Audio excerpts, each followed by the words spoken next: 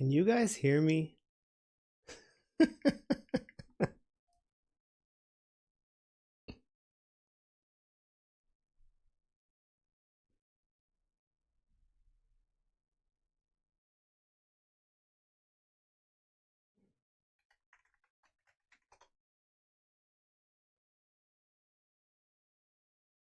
Okay, I gotta check one more thing.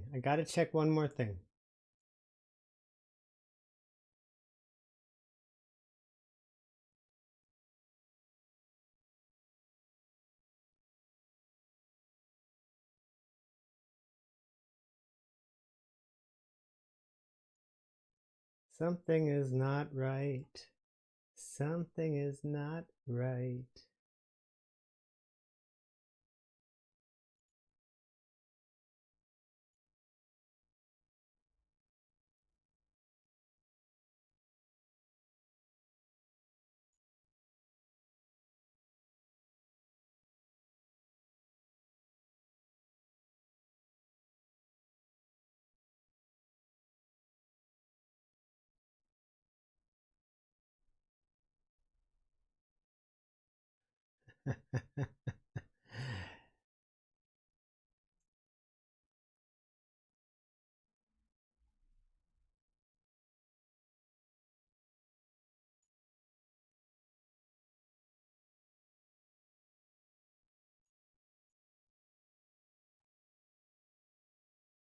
Ikaw lang mahal, laman ng tula, tunog ng gitara, timik ng kanta.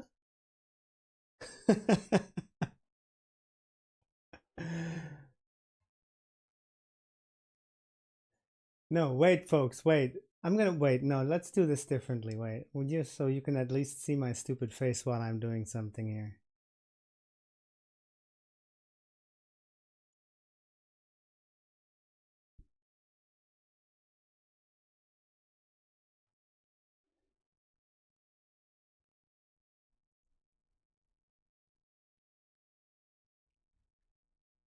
There we go. That looks good. Hi. Hey, this is nice. Okay.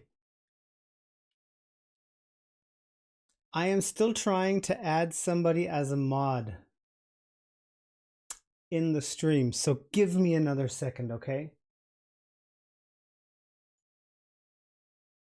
Give me another second.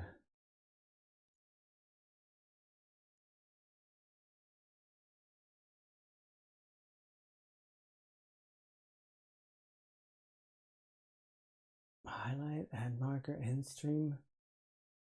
Okay, I have no idea.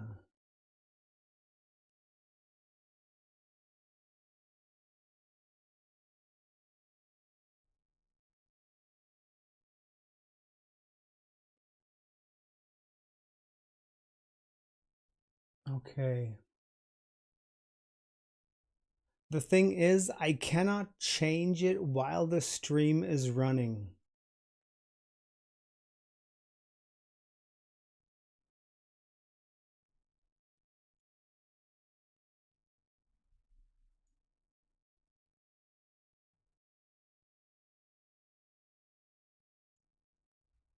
I cannot change it while the stream is running. Or does anybody...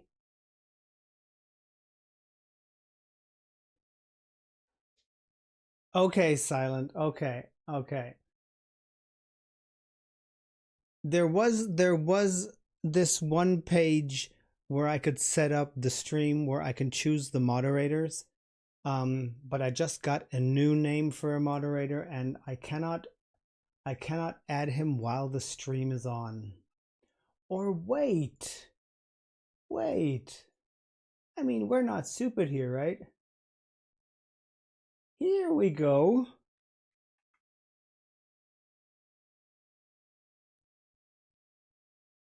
Yes, Silent, he is added. I found it. It is actually really easy.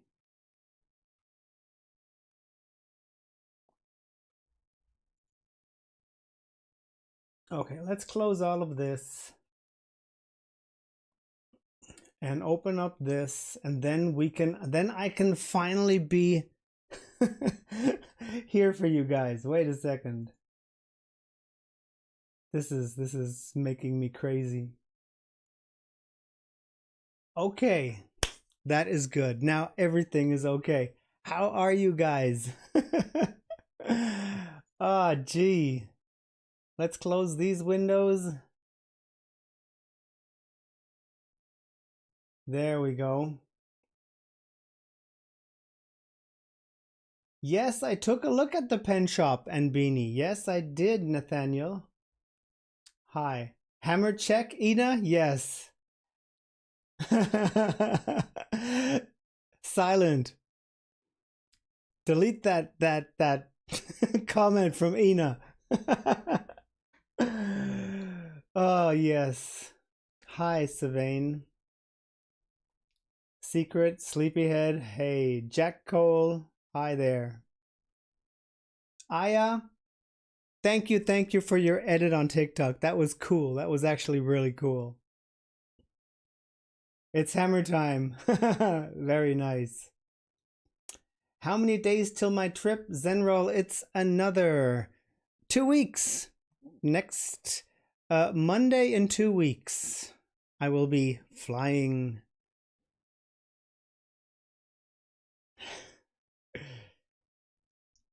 Thank you all for the congratulations. Yes, 50K. My God, we have actually made it to this point. This is crazy.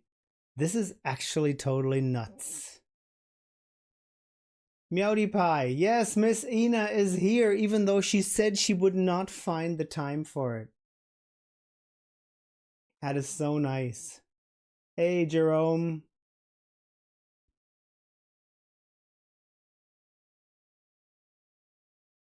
Boss Paw? No, I did not yet.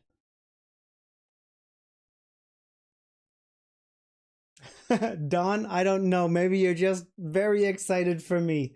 I am definitely excited.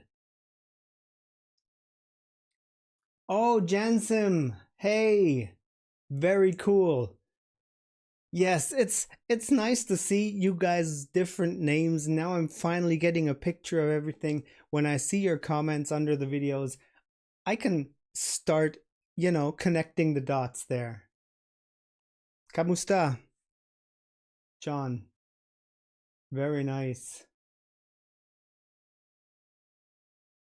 Thank you, Mpupu.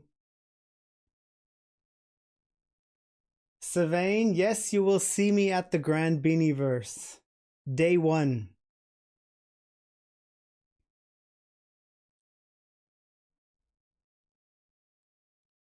Mark, no, I have not watched it yet. I will, because it's on my list. It's definitely on my list.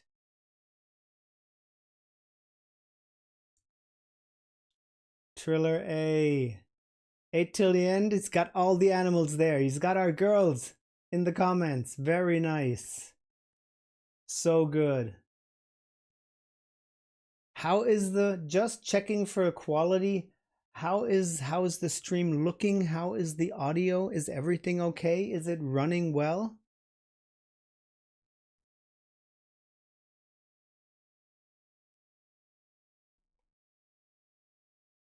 John is watching while cooking tinola. I will have to find out what tinola is, but maybe we will see that today because I've got a little something planned. Hello, Keith. Okay. I wasn't sure about the quality, but yes, if it's good, then it's good.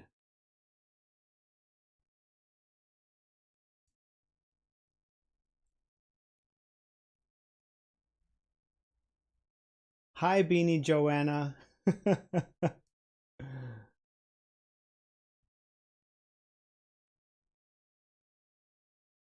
Neil Pell, okay, my wish bus driver. That is so nice.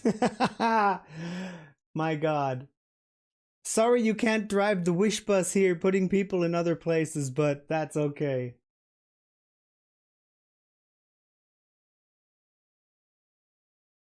Ate till the end?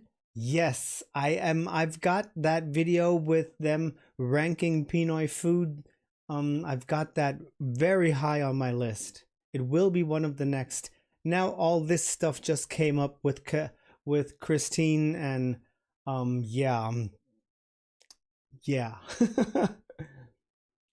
Darius, yes, I have listened to the audio of Blooming. I totally love the song. It is really, really good.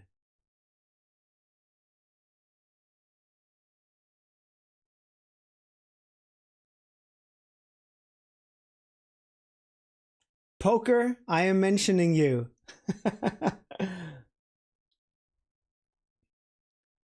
MacGyver, a proud beanie on here. Very nice. Jansim is Chantel here. That was good. Oh yes. Who knows? Who knows what name is up today? I'm your wish bush push pusher. uh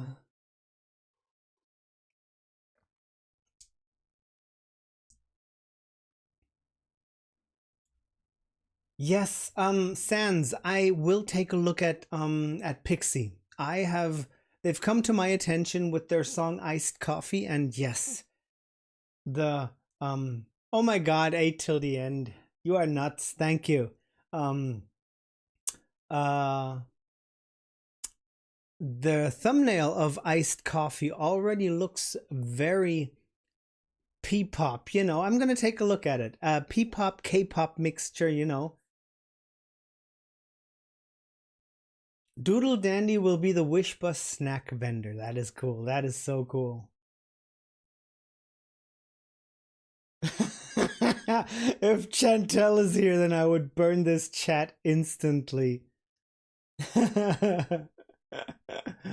Oh god. The Baguio adventures will be coming soon. Will be coming soon. If some of you guys are not yet over in Discord, you should come. It is basically filled with 98% blooms, and it is an amazing community. We are having so much fun over there. We've got a whole bunch of different channels, you know, like people teaching me Tagalog, trying to teach me Bisaya, me getting everything mixed up. We've got announcements from Bini, from me. We've got regular chat, picture chat, fan pics, K-pop, P-pop, everything. You can just drop over and take a look. It's really nice.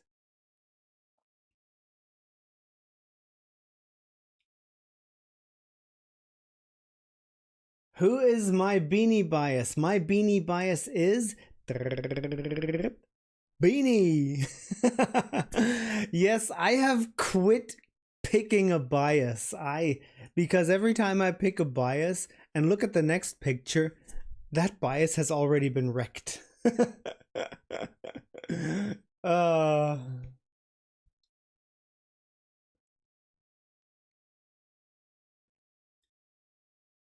Jane, Grace, Romeo, hope to see you in Cebu after GBV2. Yes, I will be in Cebu on the. Wait, when is my what is Monday for a date? Wait a second. That Monday is the 11th, and I will arrive in Cebu on Tuesday the 12th. So I will be in Cebu 12, 13, 14, 15, and I will be taking a look around.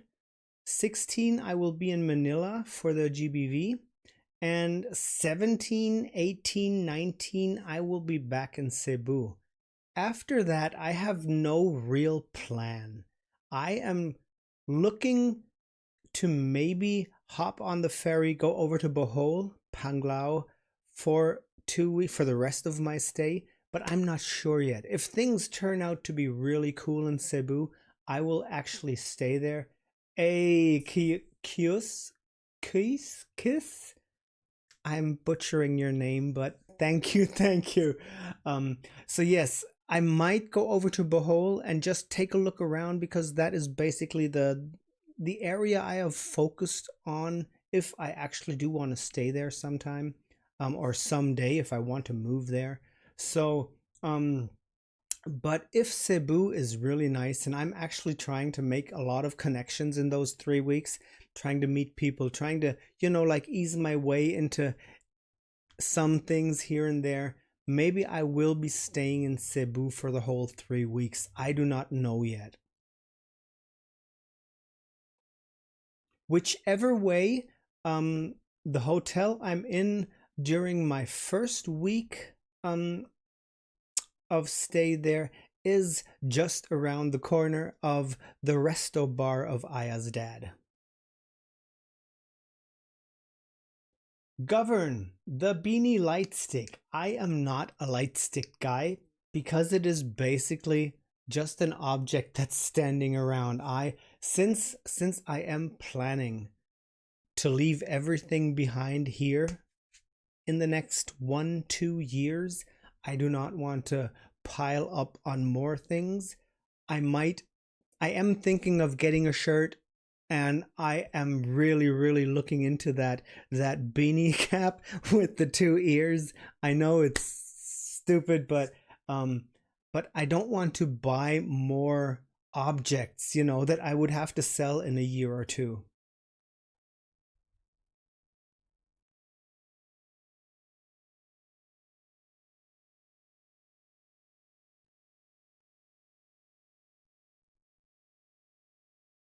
Ria, yes, add another local language and make me go totally nuts.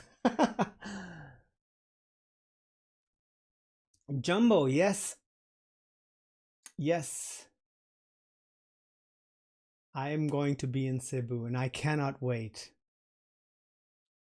Seaweed salad. I planned something for today. Since I don't know, I don't mind doing this for a while now. We can sit here for a couple of hours. That's good.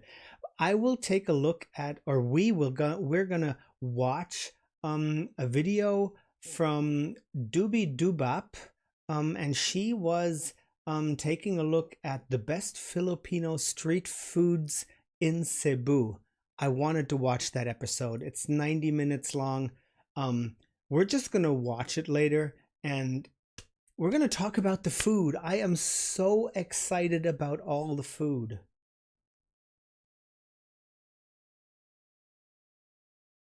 T-Hubs is in the house. Am I reading that correctly? T-Hubs is in the house.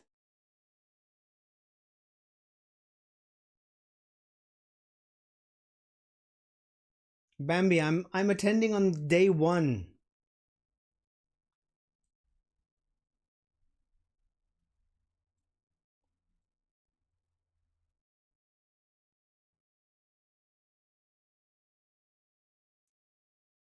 Hey Napoleon, what's cooking? Nothing's cooking. I made some rice for breakfast with an egg over it, and it was great.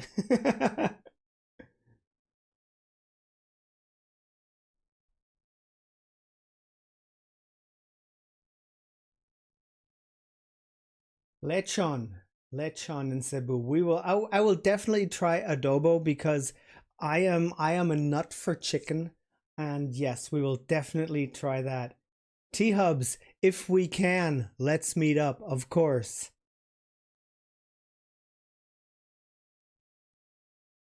Random guy balut. Yes, I have to try that.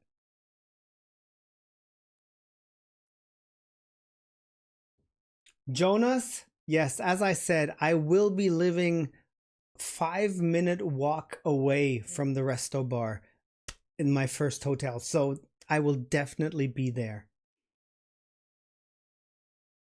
Astro, I've heard the song. I'm waiting for the MV now.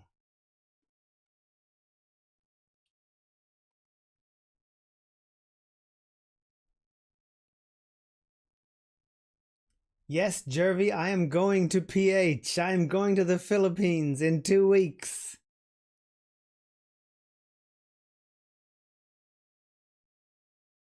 Kiro, no, I am actually not a picky eater. Only thing that I did not grow up with was fish, but I'm easing my way into fish. But other than that, you can put anything on a plate for me, I'll try it.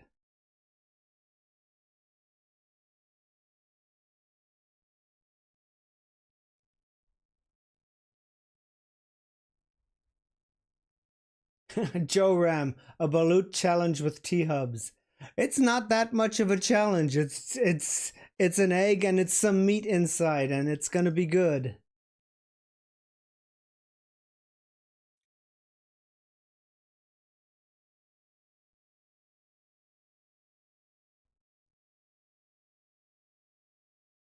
Yes, Ryder, fried fish. That is my plan. Fried and grilled fish. Those are my plans. Um, I've tried some already. I mean, throughout the years, I've tried some grilled fish, and it's always better than boiled fish, you know, something like that.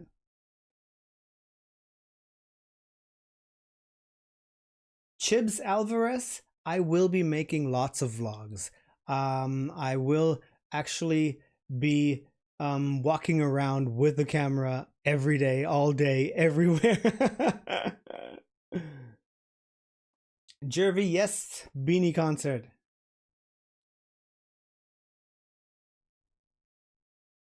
Adrian, I've heard it. Blooming. It is wonderful. The song is really, really great. I love it. Metal Monkey. You are my metal monkey. Awesome. Thank you so much.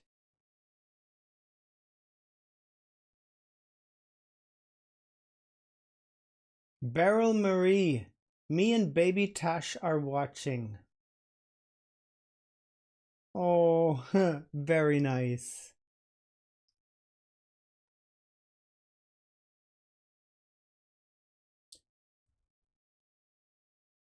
Beryl Marie, are you actually Beanie Be Real from the Discord channel?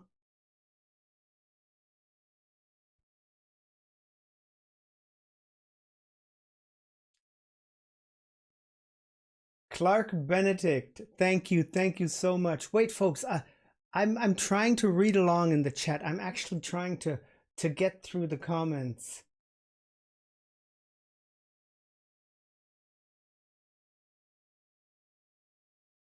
Mark Castillo, tinola in Cebu is fish, tinola in Manila is chicken. Okay.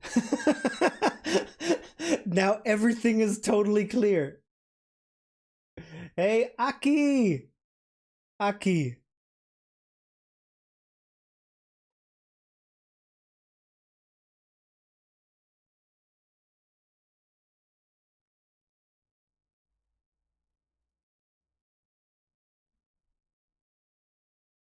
My seat in the Beanieverse. I've just got general admission, not much more. There wasn't any way to get tickets for me, and it was rough. It was rough. So I just got a general admission ticket.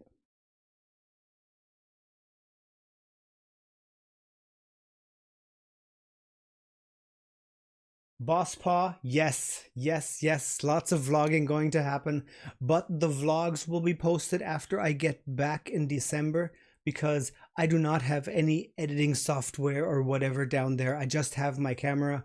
So when I'm back home, I will edit all of that and try to put it out as quickly as I can.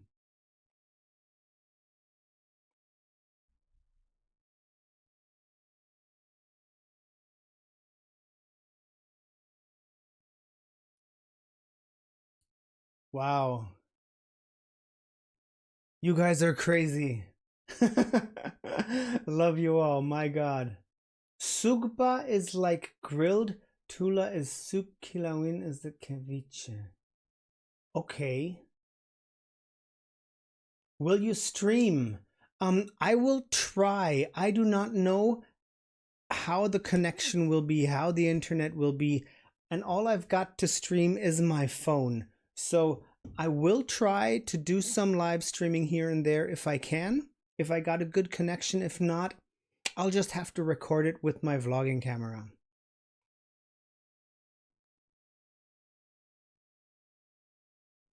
Lockdown, I guess. I mean, T-Hubs and I will most probably meet in the Grand Beanieverse. We'll probably see each other there, and yeah.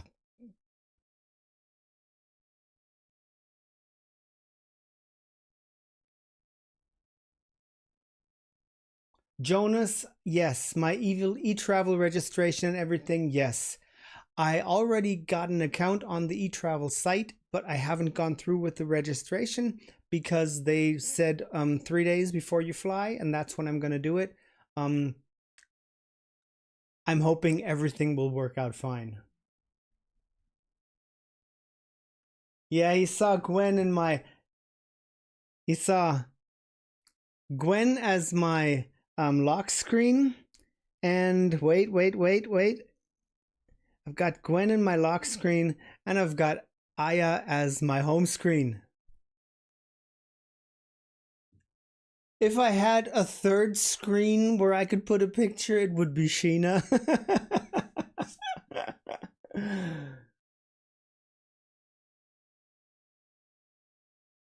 Guitar My Heart's Beat, I will react to everything Baby Monster. These girls are totally fire. I love them. I love them so much.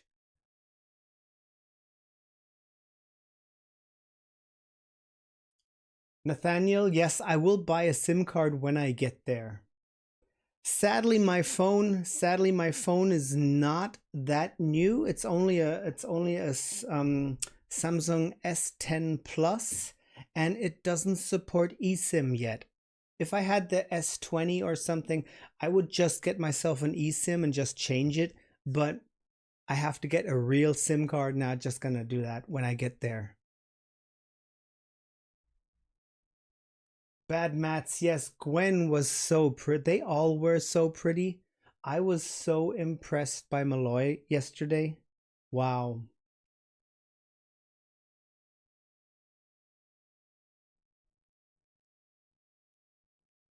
A random guy needs a Beanie Pierre wallpaper. Here you go.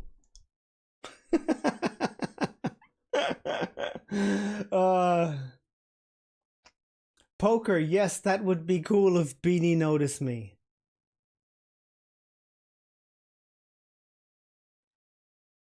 N813, I am planning to meet up with all kinds of people. I'm just gonna have to, I want to get there first. I want to, like, lay down, get rid of the jet lag in my head, and then maybe on day 2 I'll take a look around. I've got a few people in Cebu already who are going to show me around, who actually take their time or took some time out of their week just to be there to show me around a bit and everything. 8 till the end, you are the hero of them all. So yes, I think I've got lots to do, and we're gonna meet a lot of people.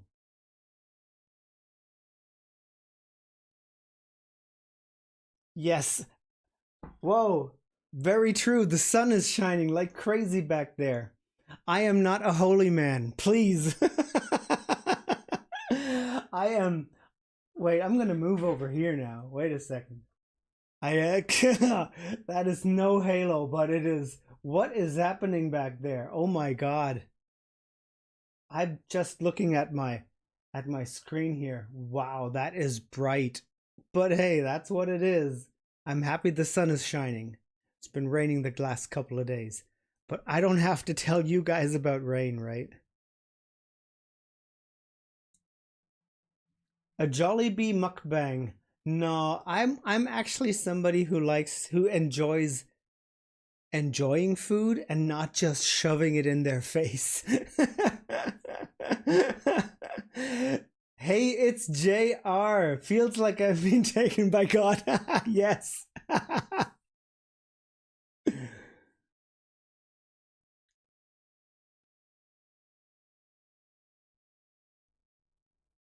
Donna, nice. Good to hear.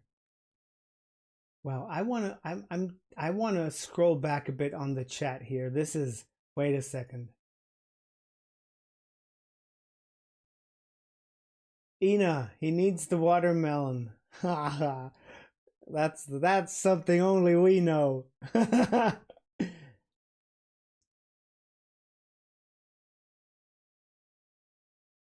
Oh wow. I I'm so sorry if I'm missing comments. I am so sorry. How many people are actually watching? 180. Wow. Okay. Very nice. I am Kiro, I am not a saint, believe me. I am definitely not a saint. Guitar My Heart? Albums? No, those are all books. Those are actual books. I am an avid reader.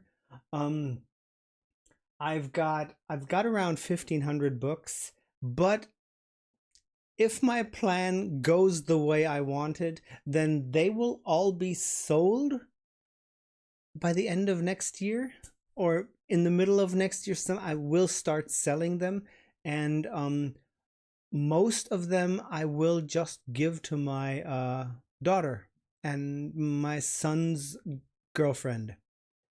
Most of them are going that way.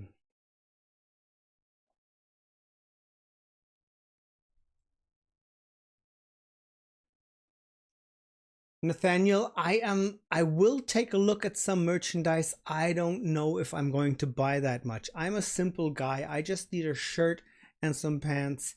I'm not that much of a merchandise buyer.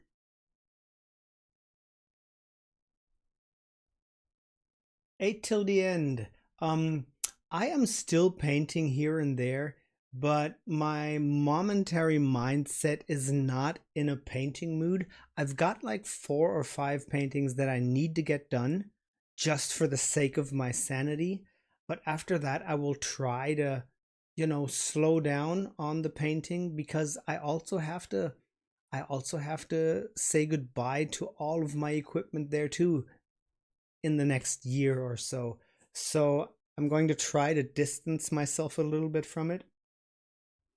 Feral John, Harry Potter is actually one of the series that I did not enjoy. I only read the ebook. I never bought it because after I like to read into an ebook, and if I like it, I get the real copy. Um and I did not really enjoy the first Harry Potter that much, and so I just downloaded the series as ebooks and I read them. It's not really my thing. Fries, yes, I finished that rice. It was good. It was really good. Bambi, I am sorry, no, I will be flying back a day after day one GBV. Flying back to Cebu. Jasmine Dela Cruz. Yes, you don't only see one guitar. There's one there. There's one next to it right there. There's another one in the corner back there. And then there's my everyday guitar, always by my side where I can just start picking whenever I feel like it. Because yes, I've been playing for over 40 years now, and um a day without the guitar is a hard day. So I do know that the 3 weeks in the Philippines will be rough because I don't have a guitar there with me, but that's okay. Bye, Ina. Ina's gotta go. Mike is watching from Japan. Very nice.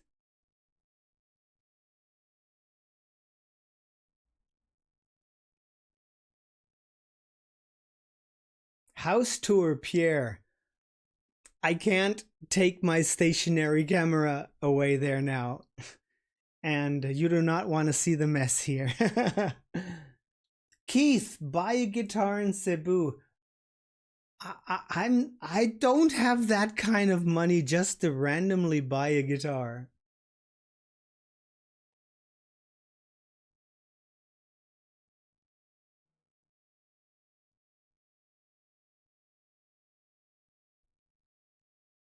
DVXO, what's been the most memorable part of the journey to 50K subscribers?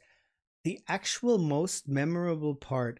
First of all, starting the channel, it it started off really well. I got good traction last year, all the way up to Christmas, and then I really started liking the community. I had regulars in the comments and everything. But the actual most memorable part was truly when I watched Pantropico, and all of a sudden I was totally flooded with Filipinos. that actually that actually made my day, and it was actually a giant turning point in a couple of ways of thinking.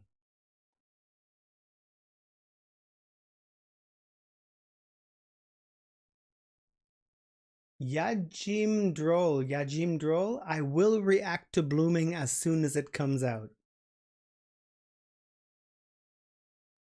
Hambebe forever! You are from Davao City, very nice. Did you? Serious question from Davao City. Did you actually feel any of the typhoon down there? Was it noticeable in some kind of a storm or harder rains or anything? Or was that area more or less untouched? I couldn't really tell.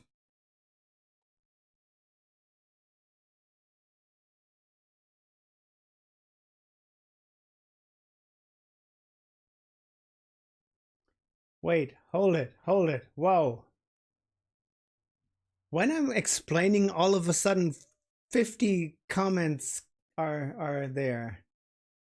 There's a local guitar shop near Aya's place. That is nice.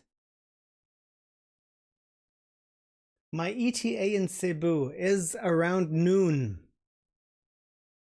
I don't know the exact time now. I don't have the ticket in my head. But I'm flying from here, Frankfurt, to Hong Kong, staying in Hong Kong for 1 hour and 45 minutes, and then flying to Cebu. Don Rivers, yes, I see so many familiar names in here too. That is so nice. As I said, folks, come over to the Discord channel. It's insanity there. And I am actually, it's not just a server where I don't look into. I actually am there. I'm active over there. I am taking a look into the Teach Me Tagalog section a lot. I'm learning a lot there. I'm also learning on I'm learning Tagalog on the Drops app. I don't know if anybody knows it. It's actually pretty good. I'm trying to boost my complete vocabulary for now. I'm not starting to learn sentences or all of that. I'm just trying to have, like a big pile of vocabulary that I can pick from. And so if I start talking Taglish, I can just take a couple of those vocabularies and just say mixed up sentences and people will understand me. Doodle dandy, yes, it's so hard to backread even here. We need somebody to make a summary.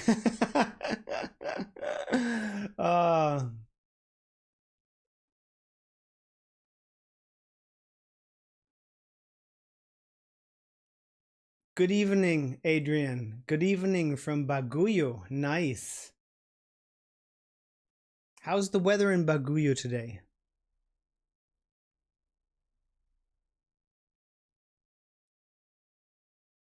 Mike Gerald Abioro?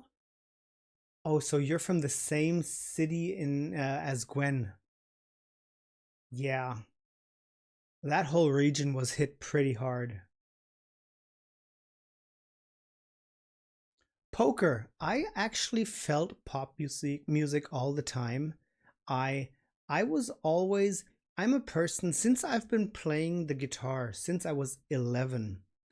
I appreciated all kinds of music and I took a look into all kinds of music because every music genre has a reason that it's there, and it's not that any music genre is bad. It's just different, you know? And people are pros in each and every genre, and I appreciate that being a musician myself.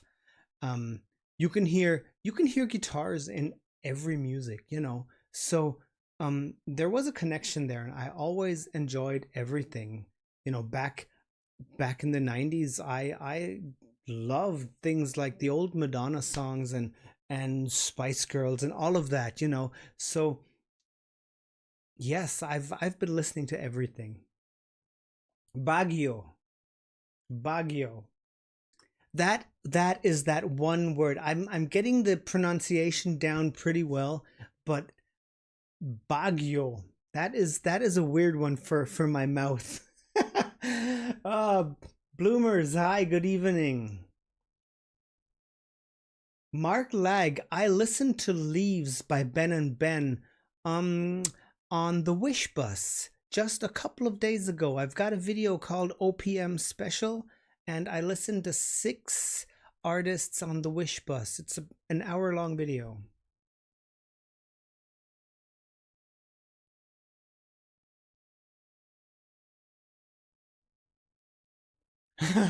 Ryuga, instant give up on summarizing. Very nice. Sino Kajang Hoi. Hi, Pierre, from the same city of Gwen. Nice.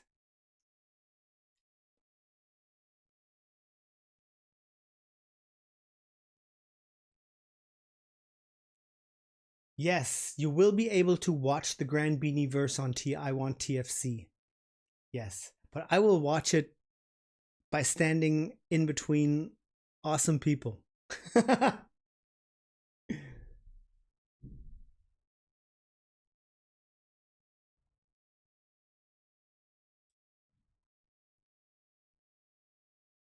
Who's your fave among the 6? Ja, are you talking about the 6 on the Wish bus on that OPM special video?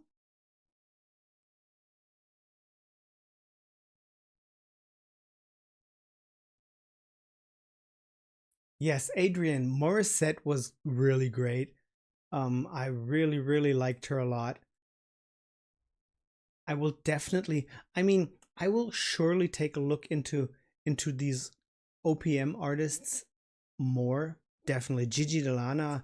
Um, I will dive into Ben and Ben because I just like their vibe. They've got I like the chemistry that their band has. It's just really nice.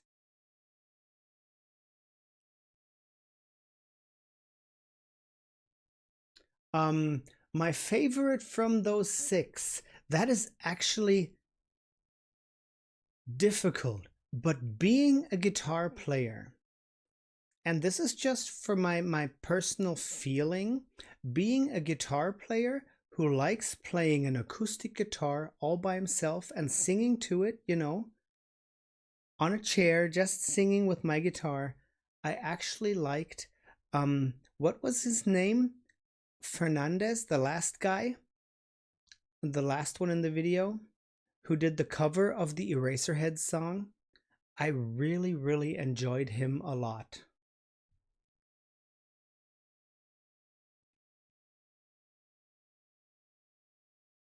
Random guy. Yes, I will be vlogging constantly and lives depending on the connection I have. I don't know. You never know how good the connection is.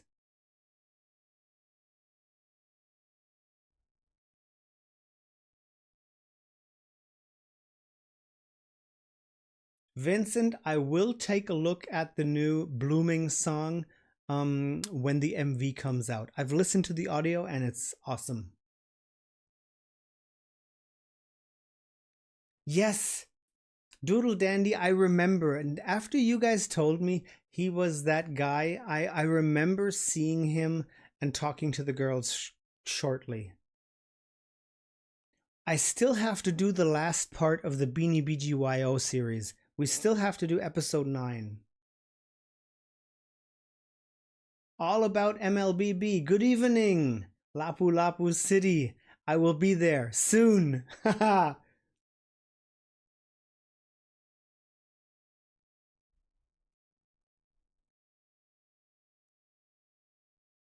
Very nice. And then after that, their trip to USA. Right, correct. There's so much good music. There's so much good music.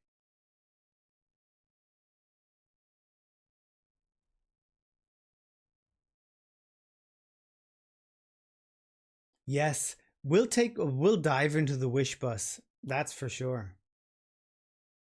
Also on my first live we watched a song by Sponge Cola. I actually liked them too. They were not bad. I want to listen to more of their songs. But one person I really, really want to get into is Dianella. I That guy is really good. I like him a lot.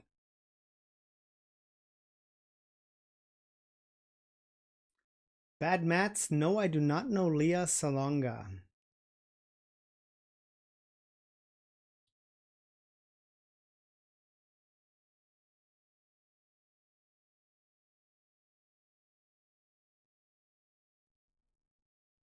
Wait, what? Okay. Sorry about that.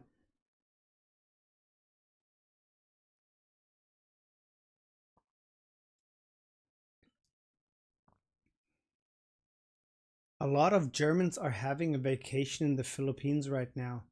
Mm, the, I mean, people from all over the world have been looking into the Philippines a lot, you know.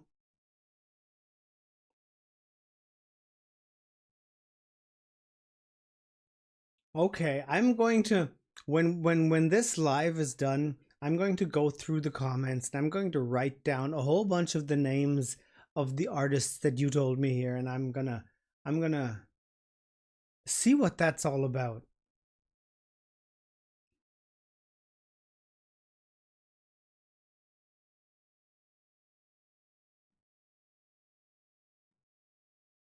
Very nice. Yes, we are Sana biased. Oh, Sana biased. Okay, that is. I see a profile picture with a twice lady on it. I'm happy. Very, very nice. Yes, Sana is wonderful. Absolutely.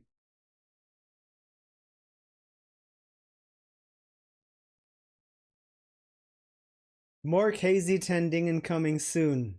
Am I still here, Haloed? Oh my god, this is getting worse and worse.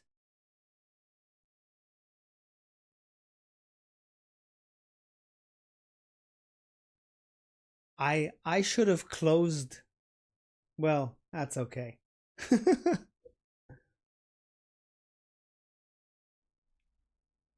I'm going to wait a second. Where are we? Where is my OBS? There's my OBS. And we are going to wait a second there. We're going to, where do I open that? Right here. Bloop. Oh, there we go. I would like to take a look at some Cebu food, street food. I'm totally excited about street food. I know a lot of people have told me, Pierre, don't eat that, don't eat that. But on the other hand, that's exactly what I want to eat. That is the life, that is the heart, that is the country's heart pumping, and that is what I want. Let's make this one here big, and let's see. Wait, I think I'm going to have to put on my headphones for this because you will hear the desktop audio and the audio coming through here through my speakers. So I'm going to change this. And now let's just start this. You guys just tell me if it's too loud or not loud enough.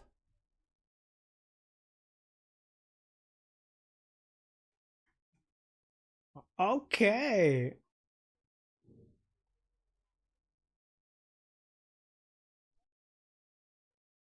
No sound? No sound, no audio? Okay. Why no sound, no audio?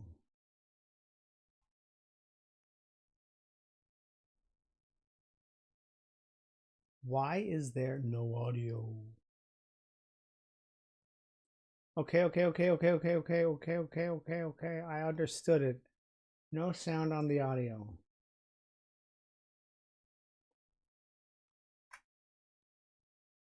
Came down south through the island of Visayas to visit its capital, Cebu City. Cebu is known for its beautiful beaches, tall skyscrapers, timeless historical sites, but most importantly, it's home to incredible Filipino cuisine. There's a reason why, amongst Filipinos, Cebu is coined as the Queen City of the South because it boasts some of the wildest and most complex cuisines I've ever seen in my life. So join me as I visit the bustling street markets, attempt to conquer a Cebu lechon, eat rare seafood.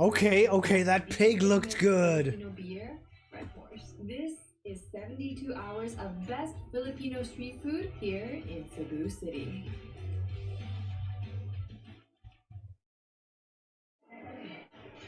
Okay, we are in Taboan Market. Ooh!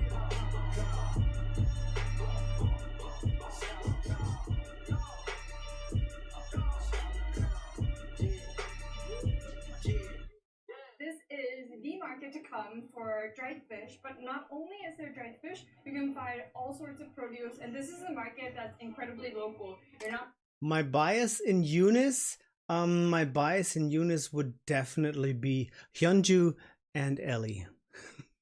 You're gonna find any tourist because it's most. But Hyunju #1. Oh. She's the absolute best. A produce-driven market, and you can see like how Cebuans eat and live, ladies shopping for their families, and it's a really fun market to visit. There's even a chorizo stall inside. Oh, this all looks so good. Chorizo's being made, and what's really great about this market is that around the it will be all in English, so then we'll turn off the CCS. Okay. Perimeter, there are carinderias, meaning that there are places to eat with the fresh produce from the market. We're gonna look around and go find a good place to eat, just like a local. Let's go. So this section is more of the meat and dairy. You can find a lot of the duck eggs right here, and this is what they use to make balut.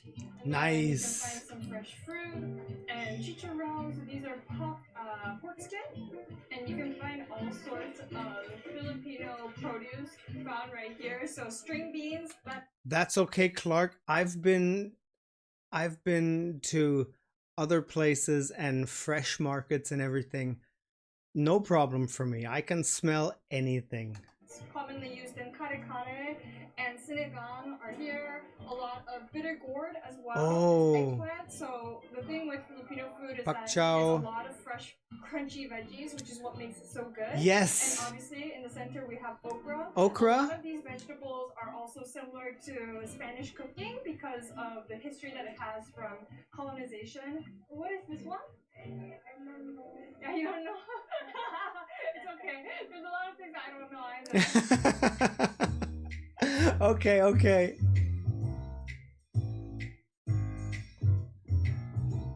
Seems we have some spectators as well. So in the center of the market, there's a chorizo making place, and they're just like filling up the sausages and hanging them, and it's beautiful. It almost looks like jewelry, and they're like glistening and red and shiny, just like me, because I'm very sunburned. I can really see myself coming here to the markets in the morning and just. Can you guys hear it well? I don't know. Something is not really working. Would it have to be louder? Grabbing something fresh, and everything is made here and made now. Okay, I Joshua. love visiting local markets whenever I travel. Oh, banana, fried banana? Look at how powerful that gas is. Oh. I want that now. I want that so bad.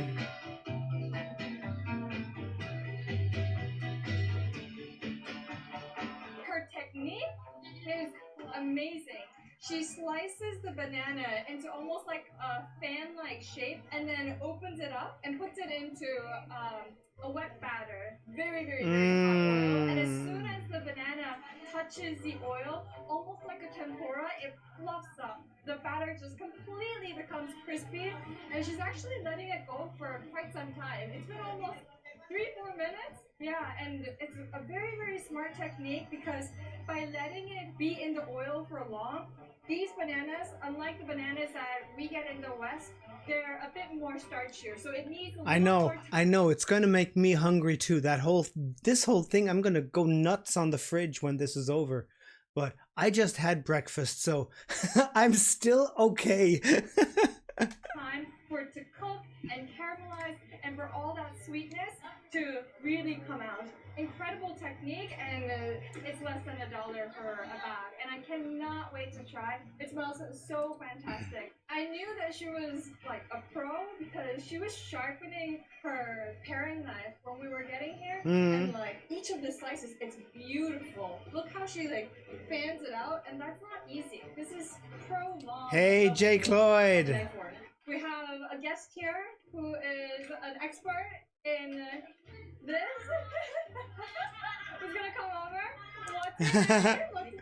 Nicole. Nicole. So, could you give a brief description of what this is? It's like a fun. Let's fight this guy, fight cut. I see. So, okay. Cheers. Cheers. Ah! Just like what Nicole said, it's hot, it's yummy, and it's a little gooey inside too. And the sweet banana like really, really comes out, and it's like hot and almost like lava-ish. And I love that it gets really nice and caramelized. Outside is super crispy, and I love that the sugar is well coated. And because of that fan structure, Oh, Maruya. Area for more sugar and more crispiness, and that's why this is so amazing. It's so smart that I am going to gain 20 pounds in my vacation down there. To fan out the banana. Sometimes, like for banana Q that I've had in Manila, especially, it was also really, really good. But the inside is still a little bit starchy, and it doesn't get that like really nice gooiness, because by the time that the banana cooks through completely, the outside would have burnt.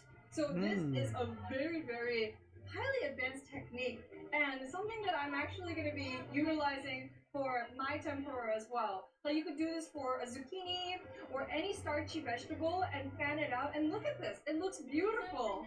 What else is good in this market to eat? Photo squatting. Poto squati. And what is that? Poto squati. Cacao. Ah. Puto paya. Puto paya. Puto squati. Puto squati. Puto squati. Puto squati. Okay. I know what we're gonna eat next. We're gonna get some puto squati. Puto squati. And try some puto squaya. Puto squati. Puto squati. Puto squati. Okay. Oh, looks good. Just a puto squaya. Puto squati.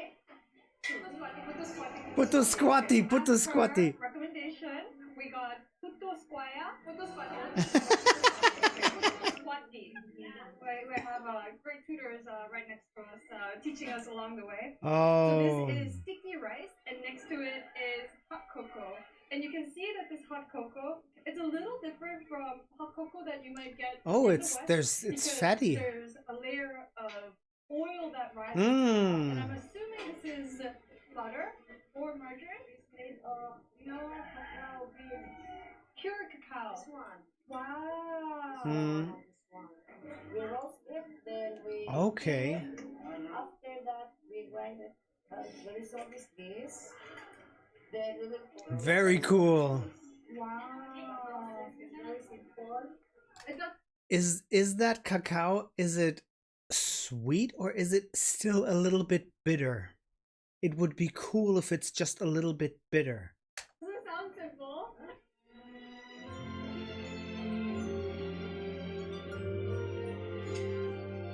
Bitter? Very nice.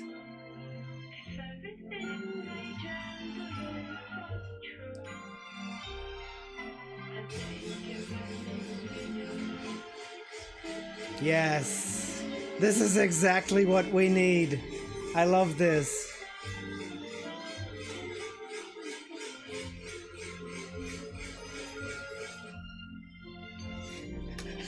You can always add sugar.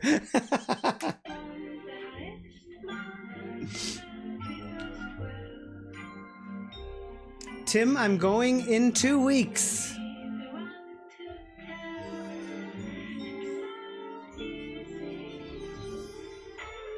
Thank you, Jay. So behind me, you can hear the fresh cocoa being milled. What happens is you get the cacao bean, you roast it, and then you get the cacao nibs, grinding it, and then it becomes this thick paste that then becomes chocolate for the hot cocoa. So the way that I was instructed to eat it was sticky rice, a little bit of brown sugar on top, and then pour over the hot cocoa. There's the sugar, brown sugar on top. Oh my God, this is, whoa. Just like that. I'm gonna drink the hot cocoa just as is too. One of the best chocolates I've ever had. Also, I've never seen fresh chocolate before, and as a big chocolate lover, this feels like a huge privilege. Macy! Macy is here. Hi, Macy. Everybody say hi to Macy. Girl, I hope you're doing well. I hope everything is okay on your side. For me, and it's the freshest cocoa that I'll ever get. It made in Philippines, milled in the Philippines, and made right behind me as we're speaking, which hence the audio is kind of like this.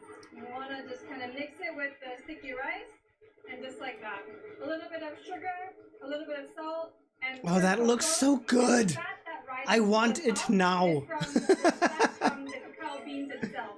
Cacao also has a high fat content, which is why it's very, very buttery and rich. And all that oil is rising to the top. Oh, just as I'm done talking. The dessert is... I have never watched a video by Doobie, but she seems to be so cool. I am loving her vibe. Absolutely.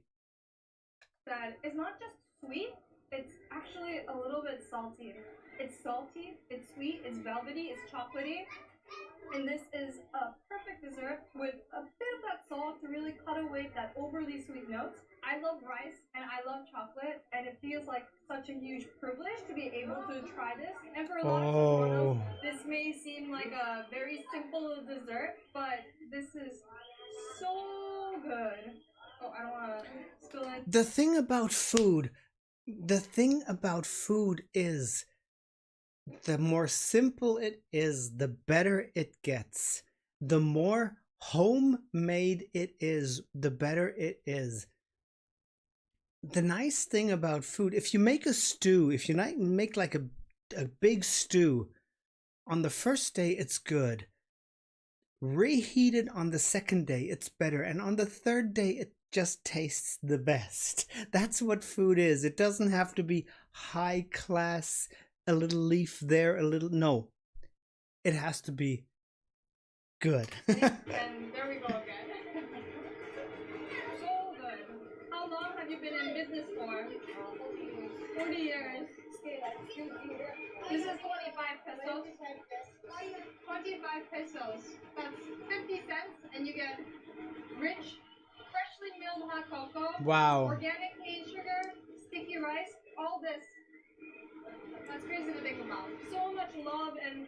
goes into this dish. Everything Filipinos do is filled with so much love and care, as far as I have gotten to know you guys now.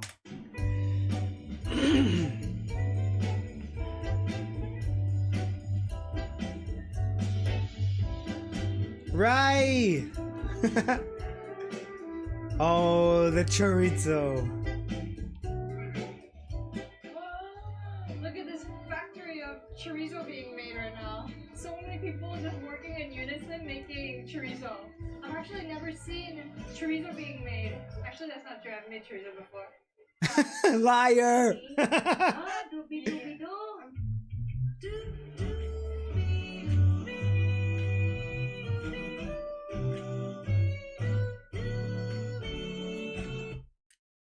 I'm going to butcher your name. I'm so sorry. Cersei? G Sola. Yes, I will say hi to the Philippines from you. Yes, I will definitely do that.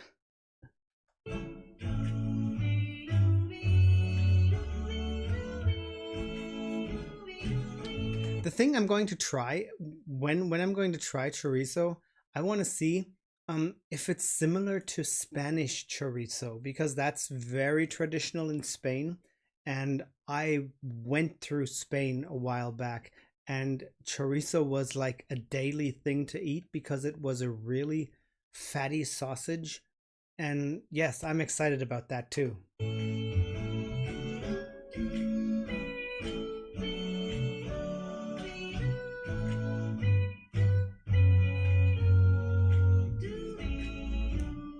Oh, this looks good. Oh my. And apparently you can try the chorizo that's being made here right in front of the carinderia across from it. So that's exactly what we're going to try because it's never enough food. So very similar to some of the places that we've been eating here in the Philippines. Okay, JR. This is called carinderia, which is like a local deli stop, and you can kind of pick and choose what kind of rice and supplemental dishes that you can choose from. So they have the chorizo that's being made right in front, cooked here, and they also. Oh my god! Oh, are you serious? Okay. I am going to explode when I get back home. So we have some pancit canton, which is some stir-fried noodles, some of the dried fish, some of the fish preserve, and this is the salted fish. On the side, some squid adobo, and they have a bunch of different options available. But I'm gonna try the chorizo here since it's produced right across the hall. It's as fresh as it gets. Before, after.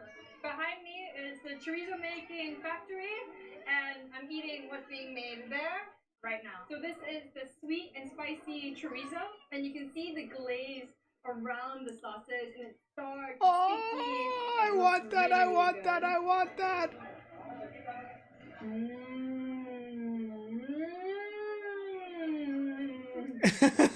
Delicious. Wow. I've never had a crowd that reacts to me eating. It's like having like your own audience. I have like a sound effects team right next to me. The inside is nothing like I've actually tried before. It almost is like a mix between Chinese lechon and chorizo together. It has the look of a chorizo, but inside is like sweet and spicy, similar to the Cantonese Chinese style of sausage. Oh, and that is so good. Red color. This is because of the preservatives that's needed for chorizo, and it's not dense at all. It's like really light and fluffy, and the individual meat grain can be felt. And I love the fact that it's a little sweet. It's kind of like almost eating beef jerky. That's what it kind of tastes like. Okay. It's so good. Did you see how they were making the chorizo inside? So they get this casing. It's like opaque, almost look like contraceptive. Let's put it at that. Into this machine, and all this meat kind of like shoots out, like boom, boom, boom, boom, boom, and you get the meat that's inside the casing, and you squish it down, in order to get an even layer, because you don't want one sausage to be fat and one to be skimpy. You want it to be evenly pumped, and then you get a piece of thin string, edible string, and then just ties it, moves on to the next one, and then ties it, and all the workers inside are just tying and then squeezing, tying and squeezing. And what's crazy is that none of them pop. Everything is super intact. The crazy thing is the speed at which these guys are tying that. This guy here in the front, you just see him do this one movement. You don't even see him tie a knot or anything. He's probably making some sort of a loop from the back and then just pulling that thread through. It's almost like he's acting like a sewing machine. He's probably just lifting up a loop here and there and pulling a string through. It's crazy. I like seeing this. And they're just like working. That's true craftsmanship. It's amazing how many sausages that they can make in this little area. So this is such a special experience. Hey, especially if you're a food lover, you have to come visit. Avengers assemble! And you see chorizo being made right in front where it's the freshest. This is what I love so much about eating in the markets. You get these really special experiences, and so far, CEBU has been so amazing, especially with the quality and the technique of all the foods that we've been trying. Phenomenal. And just because it's cheap doesn't mean that it's bad food. There's actually so much love and human touch that goes into making even just a regular sausage or rice with cocoa or fried banana. All of this has technique and love, and this only comes from being proud of your local produce, and this is what Taboan Market shows. Wow, I need to go there.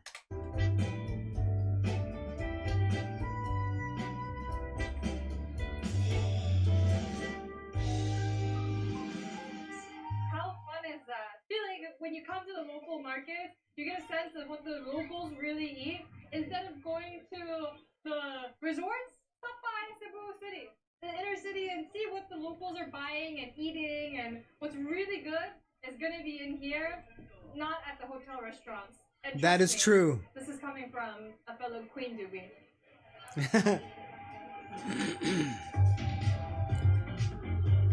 Punko sa fuente. Okay.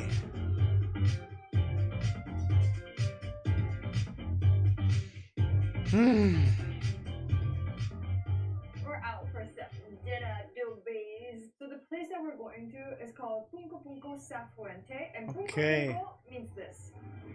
It means squatting. You know those chairs that are low, so you almost have to squat? Yes. That kind of vibe, and it's going to be piles and piles of fried food, because there's only one way to start a night here in the Philippines, and it's with a little bit of that grease. Just so you know. Just so you know. She is cool. She is actually really nice. I like her. I like her charisma, her flow, her vibe is just really nice. Lube up the pathways. To lube up the pathways. Girl. I like to call it. So the way it works, I kind of read about it before I came here, is that all the different tables, they're different vendors. Think of it almost as like a farmer's market, but of fried food. And you see that mound of like brown, fried, almost eczema-like skin. That is going to be chicharron, la bukake. No, not. No, girl, no, don't go there. Chicharron, bulakak, not bukake. Means flowers. Why? Because we have chicharron, which is fried pork fat that looks like it floured. Beautiful, right? Why buy flowers when you can have fried pork fat as decoration? Oh. We are blooms. We don't have to buy flowers. Oh, okay, let's go. I don't want to hit more people. Same one? What is this for? For hands. For hands? Yeah. Manny Pacquiao. So it's rice wrapped in banana leaves and then steamed. It's more dense than you would think, but it smells really fragrant. It smells like rice. This one is a fried vegetable tempura, you want to say. It has like carrots, squash, all different types of vegetables. We have pork cutlet right here, almost like a tonkatsu, and it looks really juicy. And the fry on this looks really, really good. And we Joshua, yes, you have. Okay, okay. Then I will have to go, or we will have to go there. This looks cool. Chicharo bukake. Bukake? Chicharo bulaklak, which is going to be the fried pork fat. It's like ruffled fat, and it kind of really does look like a ballerina skirt before you fry it. It's funny though, right? Like all the vendors, this is like a shared space, and people all kind of like fight for customers. So you really want to go to the ones that look like they have like the crunchiest bulaklak. Bukake? I'm gonna go for the bulaklak. It looks so crispy and very different from like chicharron from Mexico. Less air in it, and it's more flat. Dip it in the vinegar sauce. I asked for 3 chilies. That is one thing I am so curious about. These vinegar sauces. I mean, everybody will probably make them a little bit different, but I am so curious and excited about these vinegar sauces.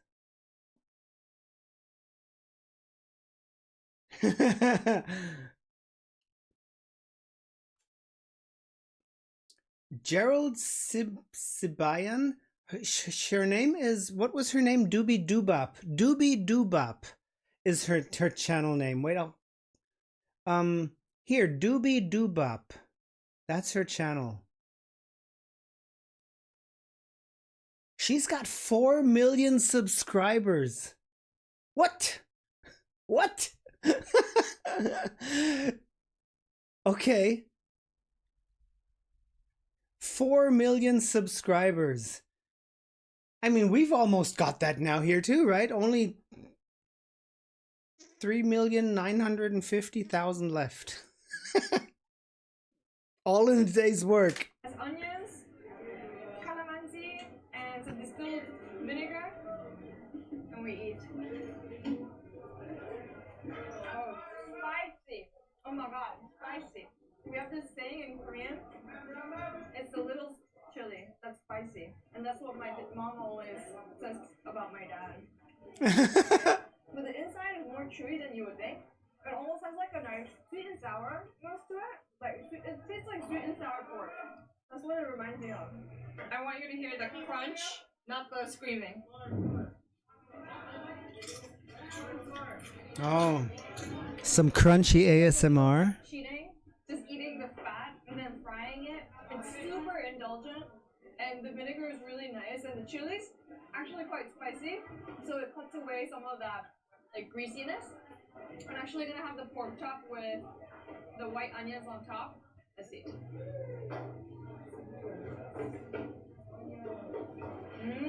It's good. I'm gonna have it with some puso, which is the rice right here. Yes, puso.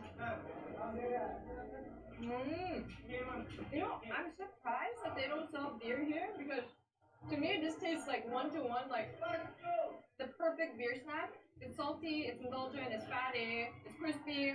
There's a little bit of acid. Oh, that's intense flavor. It's not that bad that they don't sell beer. I don't drink alcohol anyway, so that's okay. If I got my water or a coffee, I am totally fine.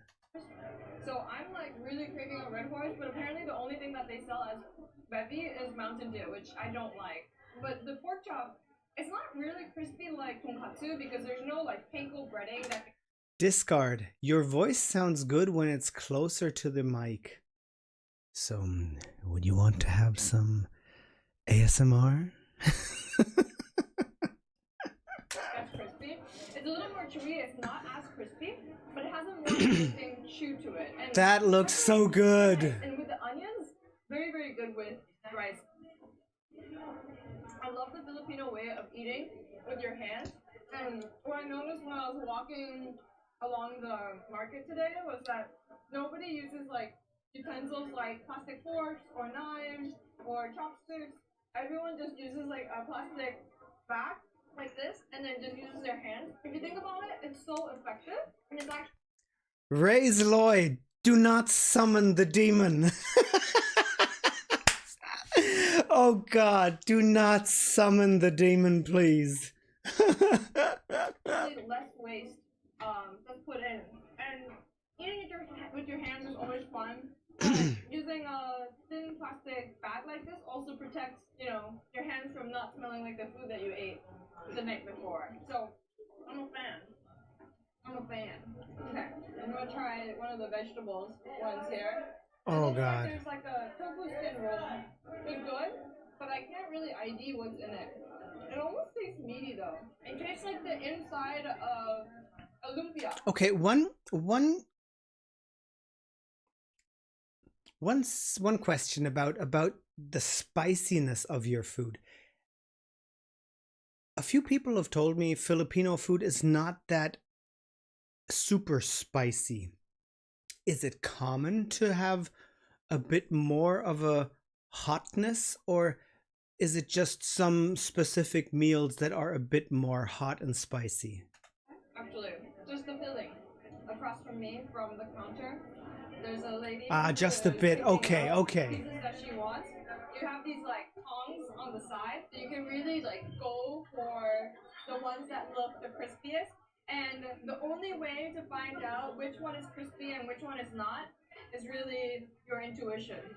Okay, the crab one looks insane, and I don't even know how to dig into this one. Okay, so this is the crab one. This is what it looks like. And look at the other side. Oh, okay. It's like a painting. It's so beautiful. It looks like tomato bisque with creme fraiche on top. This is beautiful. So what I'm assuming is they put the crab meat along with other fillings and then stuff it in and then deep fry it, and you eat the inside. You don't eat the outside. This is like catcalling on another level. Everyone's waving. Everyone's waving. Every man should experience this once to feel like what it's like to be a woman on the internet.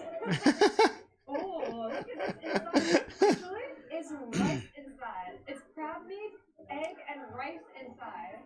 Oh, that's gonna be good. It's basically like very crab nice. fried rice, but whole inside the shell. That's so cool. I've never seen that before. It almost reminds me of sticky rice. Wait, I learned the word for crab, but I forgot it right now. I was just thinking, what was crab? What was crab? I cannot remember. I can't remember. Something with A. Alimango. There you go. Alimango. That was rack. That was crab. Yes, yes. Stuffed wings, like Thai style, but inside a crab. Okay, I'm gonna dip it in the sauce. Not my favorite. And my favorite has to be, I like the pork chops. Yes, but these vinegar dips, I am very, very excited about them. It's nothing like I've ever tried before, and it's crispiness on another dimension. Bulaklak is the best one. Half of this is for the experience. Like when you walk in, all the vendors like yelling at you, trying to get them to your table, and then sifting through this like Mount Everest of fried food, picking out what you want to eat, eating with your hands with your friends. That's like part of the experience. I could totally see myself doing That this is with friends if I had some in the Philippines. I mean.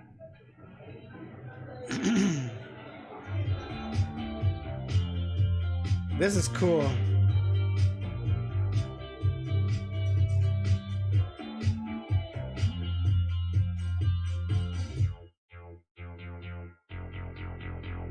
Dude, that was fun. Honestly, so fun. I still don't know why the only beverage that they sell is Mountain Dew. Oh, really? We'll never know. But if you're a local and you know the answers, Drop it. Drop Mountain Dew? That's pure chemicals in a bottle. Drop it. Drop. Feel the beans. Oh, that was not smooth. So the next place that we're gonna head on over to is Carbon Night Market. This is a night market that just got newly renovated. It used to. There's the word alimasak. That is what I learned in drops, not alimango. Alimasak. Right, there it is. Yes, alimasak. Alimasak. Genau. And what were the other ones? I can't remember. It doesn't matter now. I will learn. The wet markets, and the wet markets still function, but there's a new like food hall, and it looks really interesting with lots of delicious food. So the food that we need to try while we're in Cebu is tuzlo-bua, and it's made with something that you can never even imagine. It's gonna blow your brains out. Okay.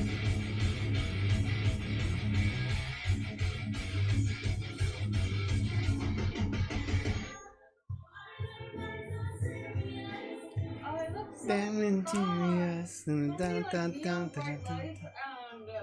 Cebu, I would say, is pretty well lit, more lit like than a lot of places in Manila, and it kind of feels like almost like a amusement park or like a little carnival actually. Whoa, like, really? All these adolescent teens in love, cuddling each other, and then one dude in the orange Harley just being forever alone. Shall we go inside? Let's go. I'm actually so excited. Okay. So many people. Also, another thing to note about Carbon Market is that it's only open on Fridays, Saturdays. So it's when there is a lot of people, and so many people are eating inside, and so many street vendors are out, and it's bright inside. Looks fun. Yes, it does look fun. Live music. That camera looks fun. Oh my god. That, I'm sorry, I was into photography myself. I had a nice big DSLR and stuff. That lens alone costs as much as a car. Awesome. Nice. That is quite the equipment. I don't know why. Like the setting kind of reminds me of, you know that place in Texas? Lone Star. There's something very country about this, and I can't pinpoint why. Also, pretty funny that there's like this front barricade of Carbon Market, all selling Hey, Migs. phone cases. It's all cell phone shops, just completely barricading the front entrance of Carbon Market. This Okay. is all the same too. If you see like a hand just carrying something up in the crowd, other than a chair, it's tuzlo-bua. So 1 second, folks. I will be right back.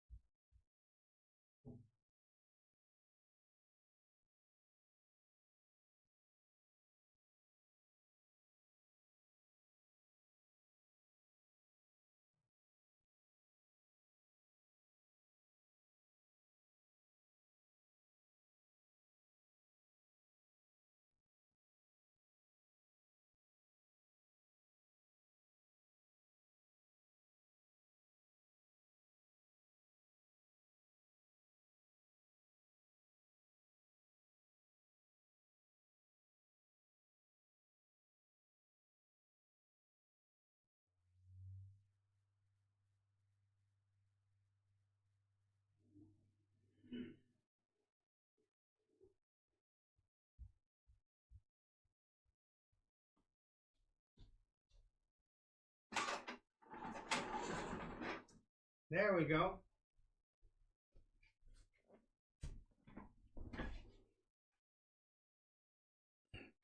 There we go, back again. And I turned off my halo. I am not a saint anymore, okay?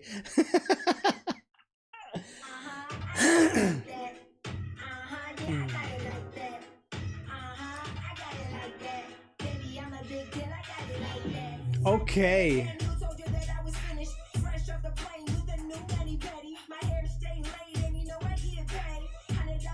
Oh.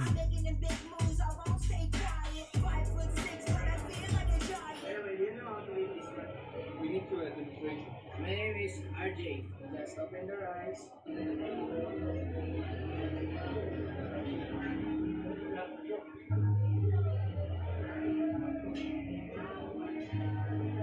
Oh, Unlimited big brain.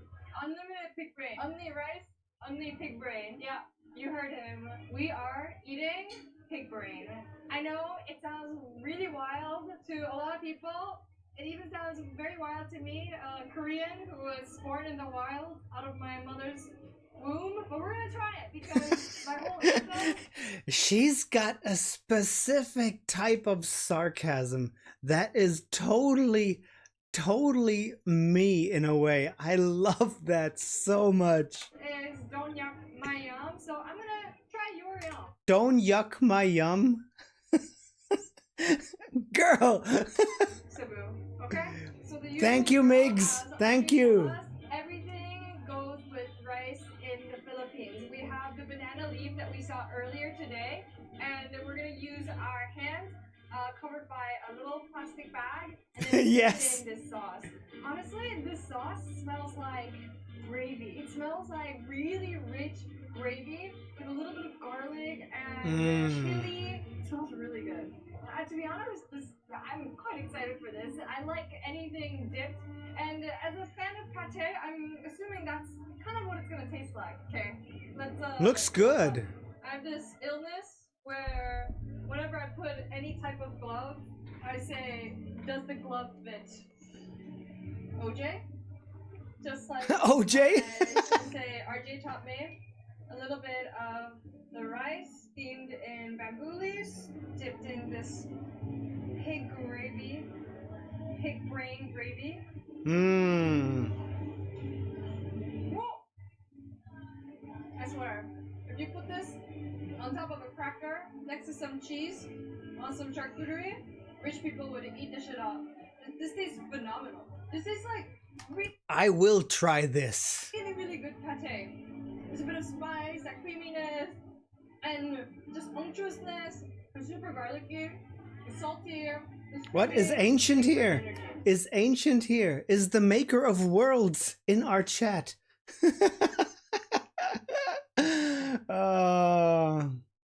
Barry, I will be going in November. They're so good.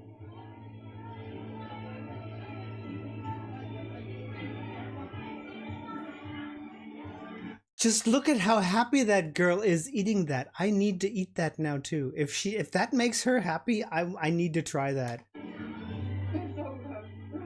And the fact that it's unlimited. AG. As an Asian, anything that's a great deal tastes at least 50% better.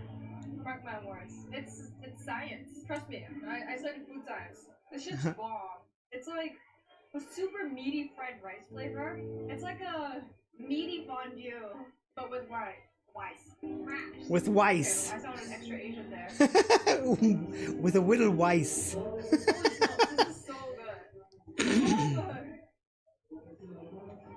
I told you it'll blow your brains out. Remember earlier?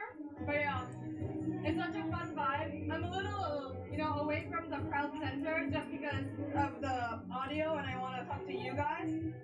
If they've got open stages, I'm gonna have to get up on some stage and just sing a song. I am that kind of a person. But over there, there's like a cover band just singing all the greatest pops of early 2000s. It's Yes. a vibe. Everyone's just like jamming to the music, eating some pig's brain, sharing with their friends, and it's really fun. Another thing that I've noticed here, different from Singapore and also Korea and Japan, is that everything is communal. Like eating is a very communal experience here in the Philippines. Food Love is not this. about just nourishment. It's about eating together, eating and laughing and sharing, and That is one thing. Eating is about community and sharing. Only in the last few decades, eating has become more and more something you do isolated or very to yourselves. Back in the old days, I mean way back in the old days, eating was always a communal thing, and I love that aspect of of the Filipino culture. It is just, it is always about community. It is always about the others in a way, you know. I love that. Yeah, food is important, but it's who you eat it with that feels more important here in the Philippines. And that's very cute. But I feel like that's something we kind of lost in East Asia. We're very like secular people. We're a little like shy and introverted. But here in the Philippines, they know how to have fun and party. Nice. Saying, let's eat some pig's brain. Don't yuck my Psych. Psych. I was gonna flip it over and be like clean bowl club, but it's a bit hot. Clean bowl club. I'm on a search for some baby, and there's nothing as hydrating as buko juice, which is coconut. Buko juice, fresh buko juice.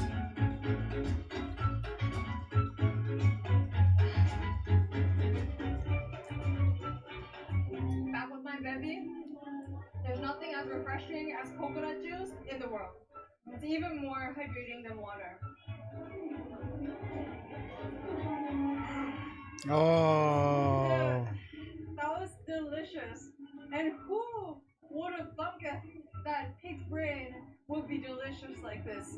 Creamy, salty, savory, meaty, oily. And you all know the coconut nut is a giant nut. Wow, one of the best bites that you'll ever have. And trust me, if you're a certified meat lover, you gotta eat all parts of the brain because a pig's body is a temple and you gotta worship all of it. Yes, very true.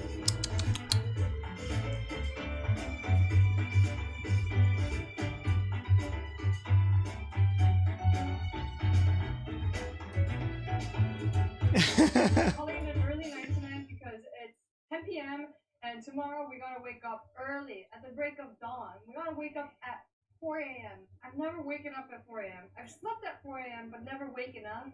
So that is going to be an experience of its own. And we're gonna have something golden, roasted, and beautiful. Golden, roasted, and beautiful. I'm all here for that. Let's get ready for some golden roasties. Just like your mama.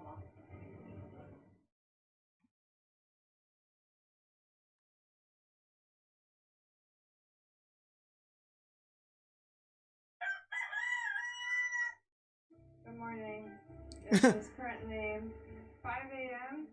and 5 a.m. is too early for her. That's when I have to get up every freaking morning to go to work, honey pie. we're here in Palisade, which is around 30 minutes drive from Cebu, located in the southwest. And this is the birthplace of lechon.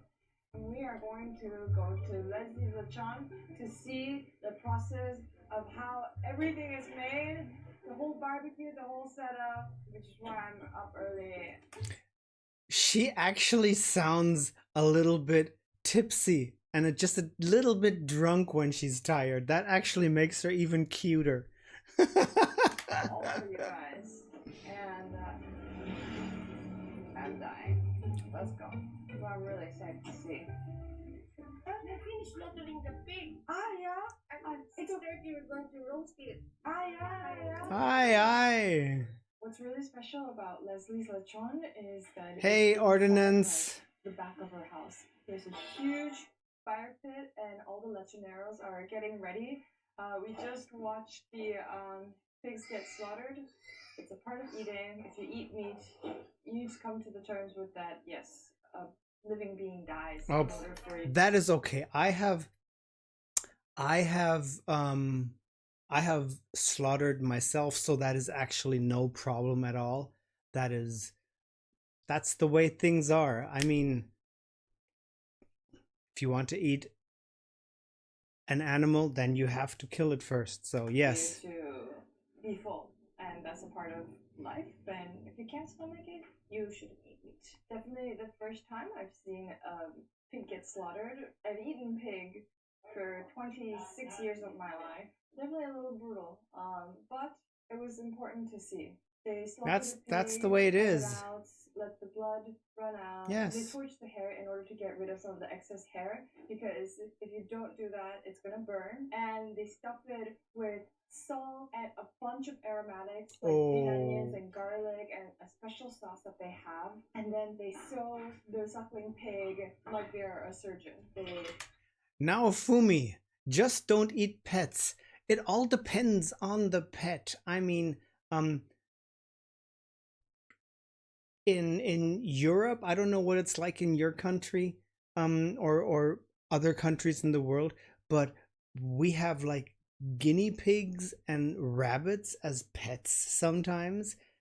In South America, guinea pig is a delicacy, and rabbits are eaten all over the world. So it all depends. I mean, I would stay away from dogs and cats, but you know, it depends. Have this big string with a big needle, and then they tie it all together, making sure that the filling is intact. It's really like stuffing a turkey for Thanksgiving. But Yes. they've been just going at it from 4 a.m. and it starts early. You need to reserve in advance before you come, usually a day or two, to make sure that your lechon is ready, because it's a labor of love and it takes at least 5-6 hours for your lechon to be ready, which is why we came so bright and early in the morning. There we go, the Call of Duty mobile shirt. Bro, hit me up, I'ma kill you. So behind me, the lechonero is tending the fire and putting on the hogs, and he's probably better than me. the hogs are lying on this kind of like a conveyor belt system where it rotates automatically, but all the fire managing has to be done by hand. It needs human touch. There's kind of different levels to the fire as well. It starts Hey, off a Nathan. little strong to burn off some of the excess hair and to make the outside layer really crispy. And he pours water over the fire to make sure that the fire isn't too strong. Yes. And it's a nice gradual burn so that it doesn't burn and the lechon gets a nice even caramelization as it roasts. That just looks so good. Truly. Wow. Hey, V! V! V is here! Whoa, girl! Okay, V, you gotta tell me a secret now. Did you have a Jaeger bomb or two?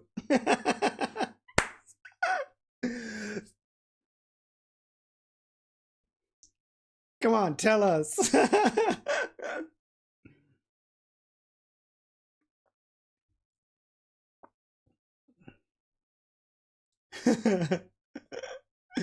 Three. Okay, that is good, girl. I love you. That is actually, I actually don't really drink beer or alcohol or anything like that. But if I do go out and drink, I usually drink Jaeger bombs. And over here in Germany, we don't have the Jaeger bomb as a little shot. You can get it as a long drink like thing, you know, where you have maybe, you know, like 3 fingers of Jägermeister in the bottom, and the rest is just filled up with energy, whichever brand they have there. So we have that like in a long drink form, and that's my usual go-to when I go out. So yes, Jaeger bombs are just cool. This is nice to have you here. My God.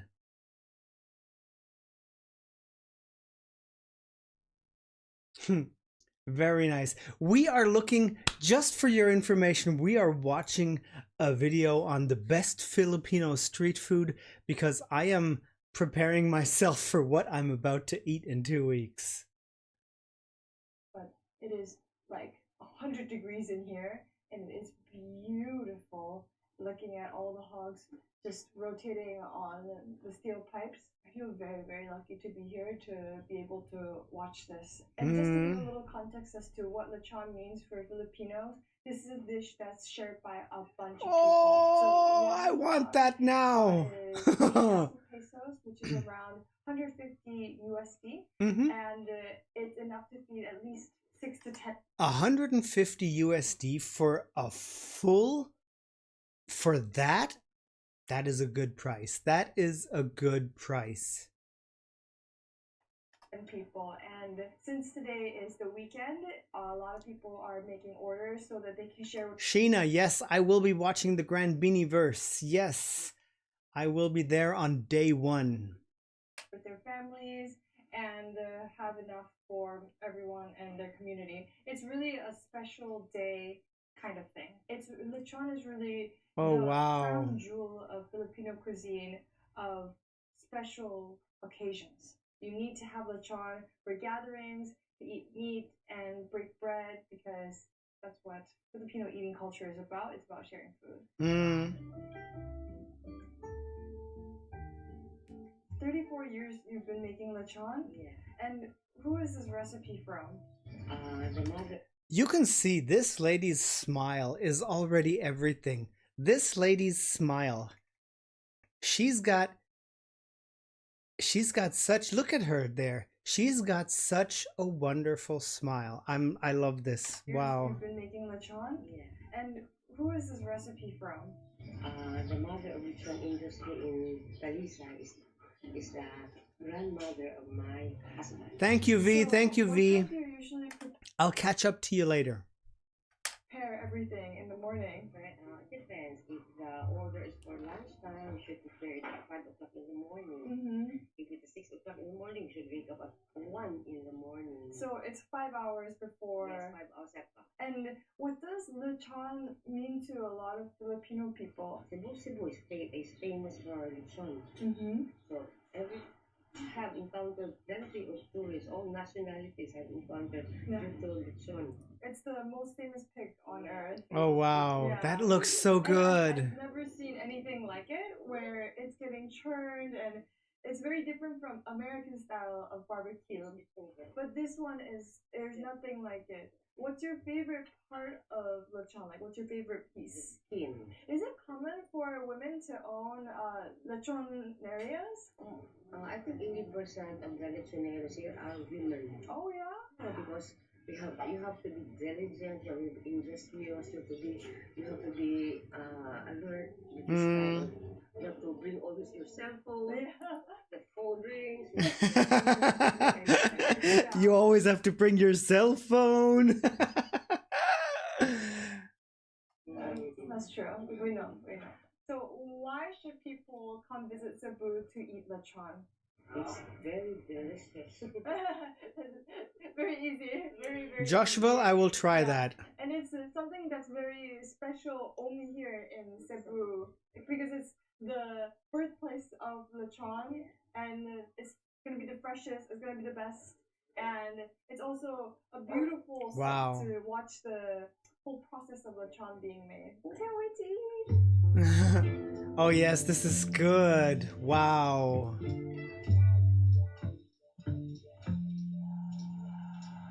need to listen to this. Yes, it's crisp. It's so crisp. It's like 7:30 in the morning, and we are starting off the day with some lechon, a whole roasted sakwe pig.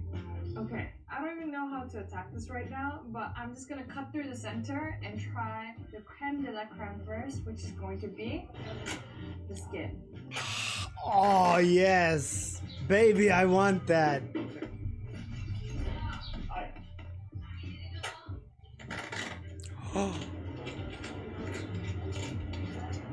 It's like glass. Look at that. Oh. This is like the color. It's going to crunch as if you're biting onto chips. Of sorority girls in tanning beds. Shall we? Are we ready for this? Yes, do it. Please do it. Oh. I think that's one of the best bites I've ever had in my life. Oh my god. My mouth is watering so bad right now. The skin, man. It's thin. Master T Hubs. Juicy, and it's almost like a creme brulee. It just shatters in your mouth when you bite into it, and this juice from underneath, like that fat, just explodes in your mouth. Oh my goodness. Oh my goodness. Oh my Give goodness. my cameraman a little bite because he's drooling on the side. I understand him. Now I'm gonna bite into the meat and look at how juicy and tender this meat is. Literally melts in your mouth. T-Hubs, thoughts on Jeremy G? What do you mean? Just explodes in your mouth. I don't think I've ever had pig this tender. It's just the amount of juiciness that you get from slow roasting a pork and constantly churning and churning and churning. All that moisture is kept inside. It's sweet. It has this like Absolutely wonderful. And it's probably because the pig is so young. I like that song. I actually like the song a lot. Really, really good.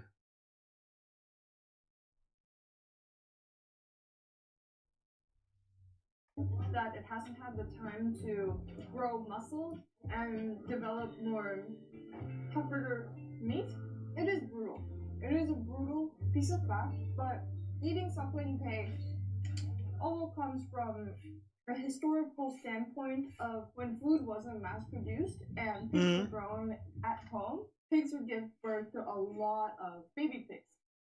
And there wouldn't be enough room to store all of them, so butchering suckling pig is a common part of every culture that raises pigs. So I think it's time for us to just cut to that the is chase true. And slice in the middle. I'm not jealous. I mean, it's a music video, right? It's just a music video. Oh, that just... I mean, I've had pig on a roasted pig on a what do you call that large pole in the middle? It doesn't matter. I've had roasted pig on a spit, you know, turned around over a fire. It is actually absolutely great. They did not have the skin that crunchy, but the meat is just wonderful. If you keep it going for hours and hours, the meat gets so tender and it is wonderful. Little cross-section moment now.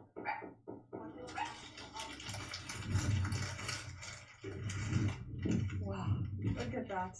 All the scallions and garlic and star anise. I didn't know people ate the stuffing, but apparently this is the best part, along with yes, the thing is, the veggies inside now have like the spiciness and the savory flavor of the meat in them too, and that must be so delicious. I want that now, right now.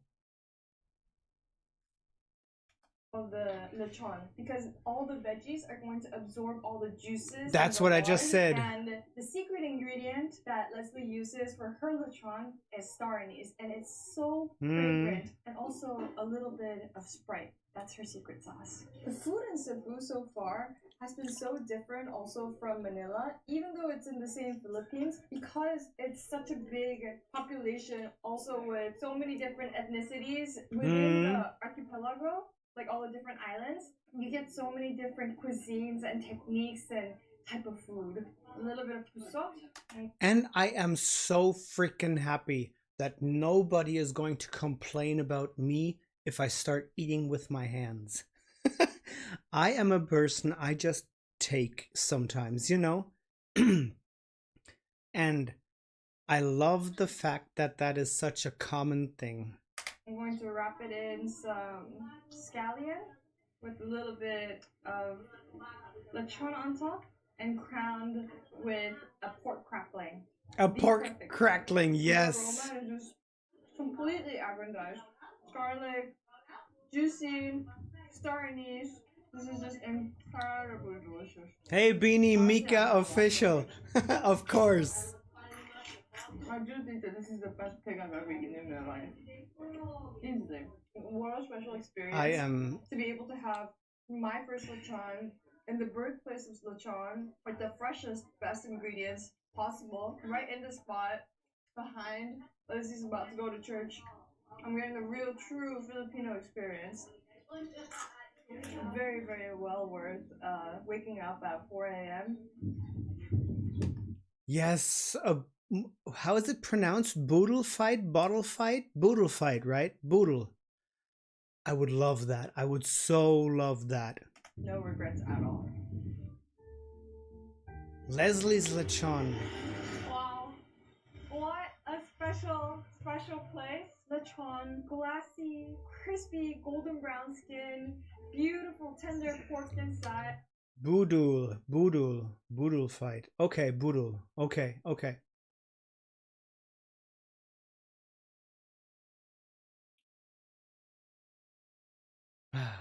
I cannot wait.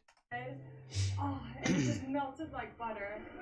I'm gonna remember this for a very, very long time. And if you're ever in Philippines, you need to come check out Talisay to get the real lechon experience in the Philippines. Okay, I'm gonna try and get a taxi with this. Wish me luck. Yes, they did look like scallions, right? They did just look like these spring onions. These, yeah.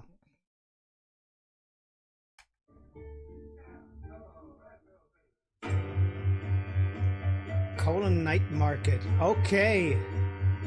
Okay, I told you that we were gonna come to another market, and here we are I'm loving her shirt. at Colon Night Market, and this is a market that stretches all along. Thank you, Ian. Thank you. Inside here, I will ask for along prices this always. row are just like vendors of like different shoes, accessories, and I think a bunch of knockoffs as well. I mean, we have it in Korea. It exists everywhere in Asia. You gotta make your money somehow. Yeah, you gotta make the money somehow. The night food market, and this is Pero was money, right? Pero. open from 6 p.m. all the way to around 2 a.m. Depending on the vendor, but it looks really, really fun. Let's just go and get some snacks, I guess. But I'm surprised. I was actually worried that this night market was going to be like a very touristy thing, but it's Pera. Okay, pera. It was something down that line. Learning step by step. Oh, right. Pero is but. Okay. Yes. Pera. all locals. You can't find a single tourist here. So I just need to be in that environment for a bit, you know, to get everything flowing a bit better with the words and everything. I need, you know, you need like specific moments where you say something wrong in a situation where you kind of feel awkward for a moment, but then you remember that moment and you don't forget that word anymore, you know? let's see what kind of food they have.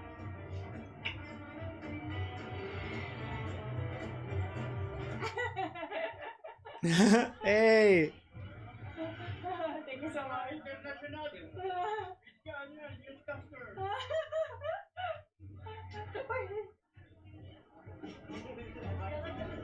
This is this conch, some seashells of Okay. some sort. Dip it in the vinegar mix. Okay. And let's try it. Another vinegar mix. It's good. It's like really nice texturally. It's not seafoody at all. It's fun that like in Cebu, because we're so close to the ocean, we start seeing like seafood on a stick.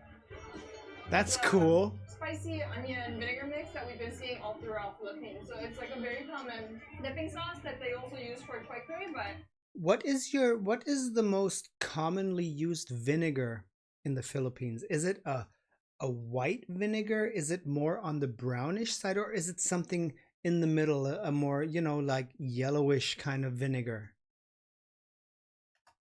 every stall has a little different twist in their own dipping mix. Coconut vinegar. Yeah. Truly coconut vinegar?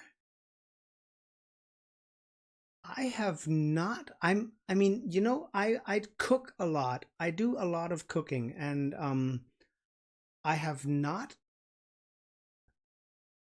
gotten into contact with coconut vinegar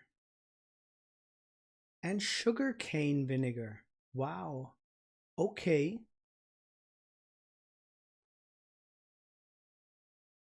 Okay. That is interesting. Does you have coconut everything? Okay. But if you eat too much, you get very fat.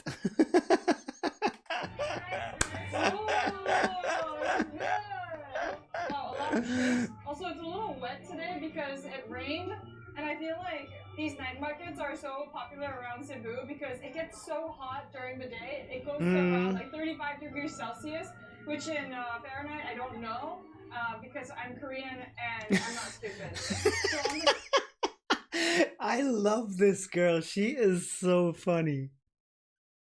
She's so good. side over there, you can see a lot of people enjoying the pig brain with the rice that we got yesterday. Let's see what's good. Maybe some of the grilled items over there. And what's also very interesting is that they do grilled seafood here in Cebu, different from Manila. It was mostly like chicken innards, but here it specializes really in seafood. And definitely gonna get the steamed rice cakes that's covered in coconut meat as well. Steamed rice cakes covered in coconut. Oh.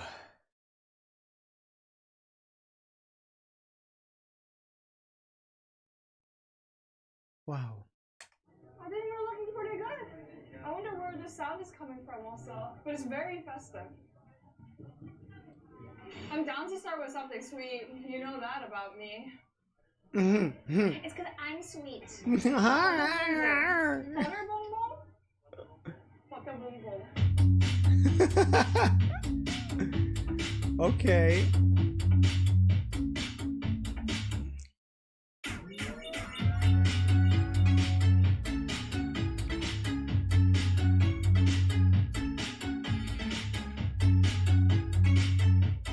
Thank you.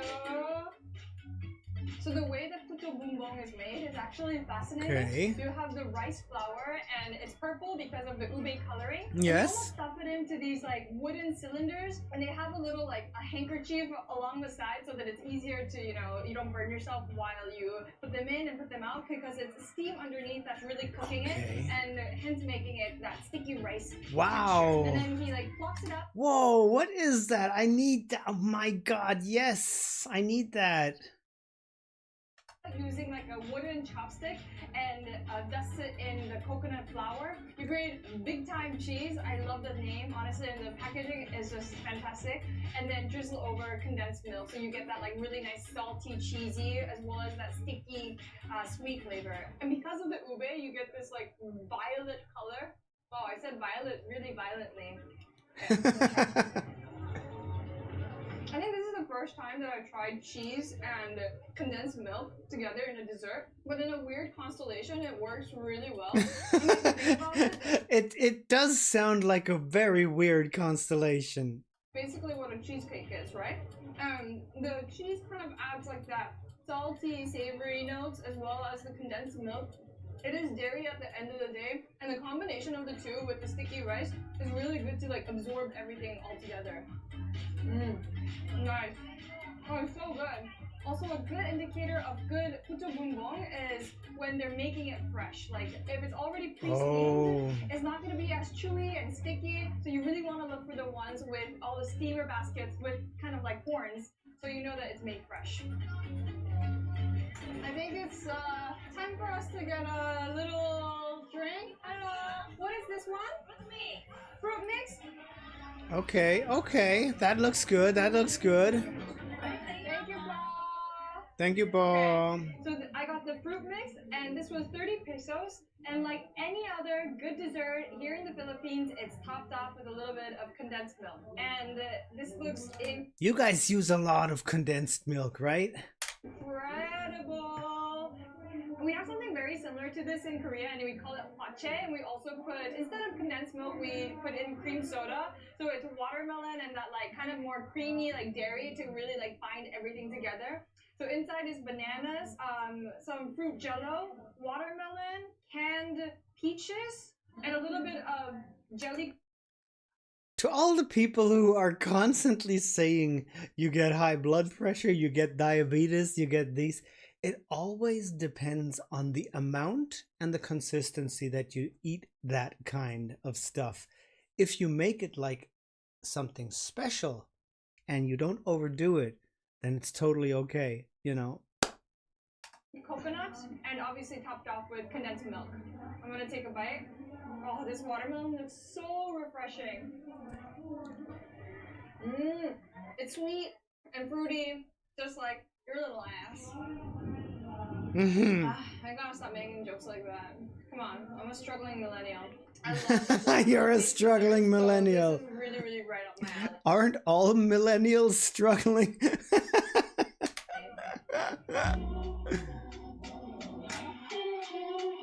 But she is also, I have to say, not only is she fun to watch, but she's actually totally pretty. She's a really, really pretty woman. I say that and she comes and licks the screen. Girl, what the F is going on in your brain? So this is really, really right up my alley.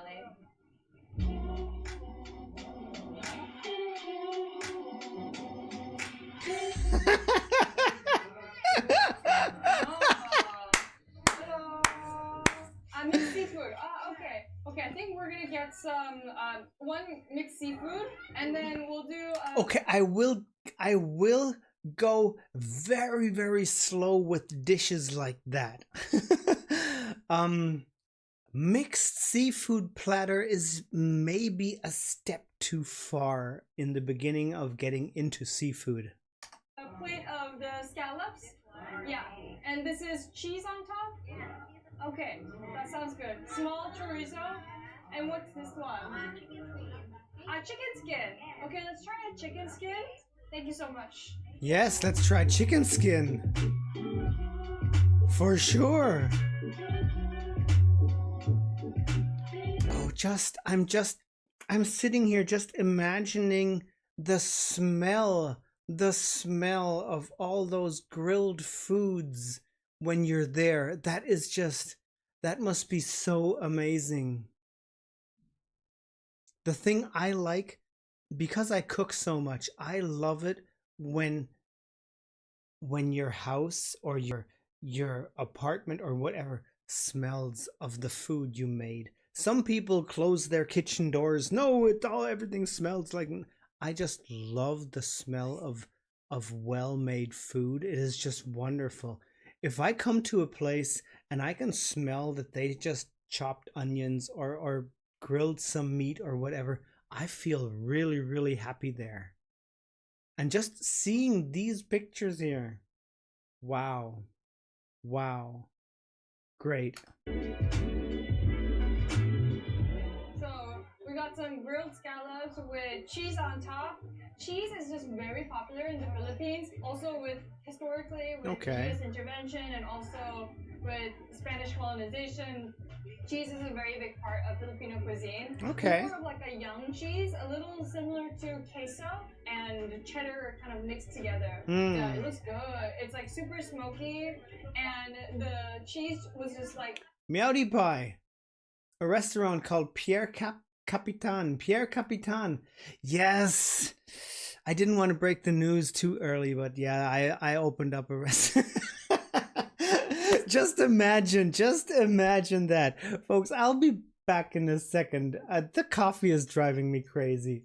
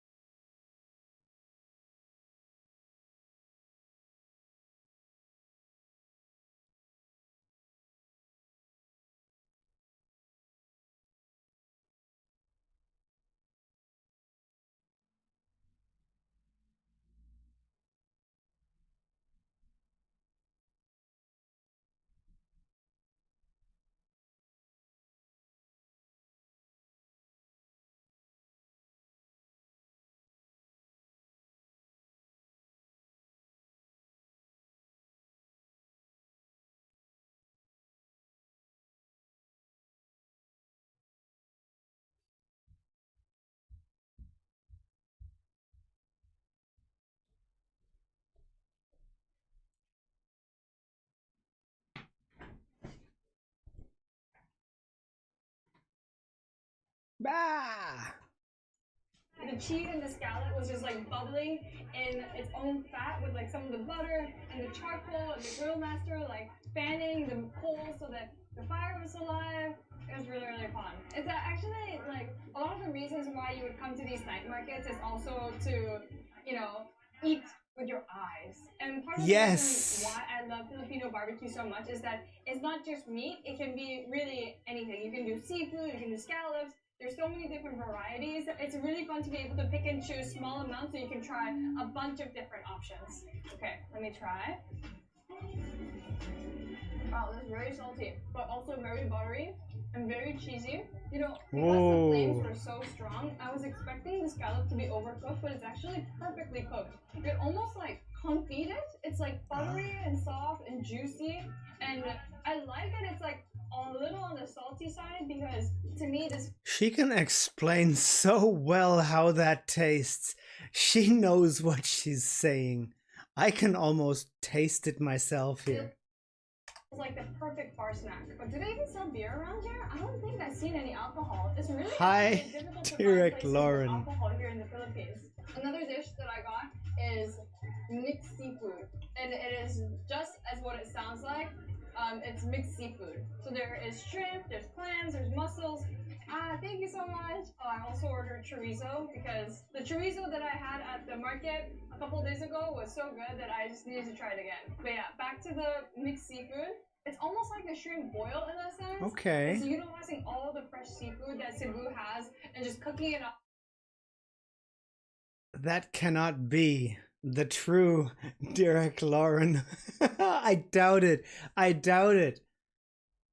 Up in one big pot, almost like a jumbo, and sweat it down with garlic, onions, and leeks, and just to give that extra aroma to the seafood dish. Okay. But this looks phenomenal. I don't even know where to begin.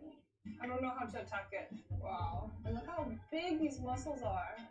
Nice and meaty too inside. Oh, that's really nice. There's a little bit of spice coming through as well. Star anise? I don't know, there's a spice to it. It's actually incredibly seasoned and flavorful. They actually put in lemongrass, so it has a nice perfumed taste. She had her own restaurant in Seoul. Very cool. Okay. It's a little salty, it's a little briny, but that lemongrass contrasted with the seafood flavor really balances it out, and it has this like incredible like mild aroma. And there's also even like a little crab right here. It's really all the freshest produce that you get from the sea with minimal spices and ingredients that makes a dish that's so perfectly nuanced. And look at this shrimp also. I'm really not good at peeling shrimp.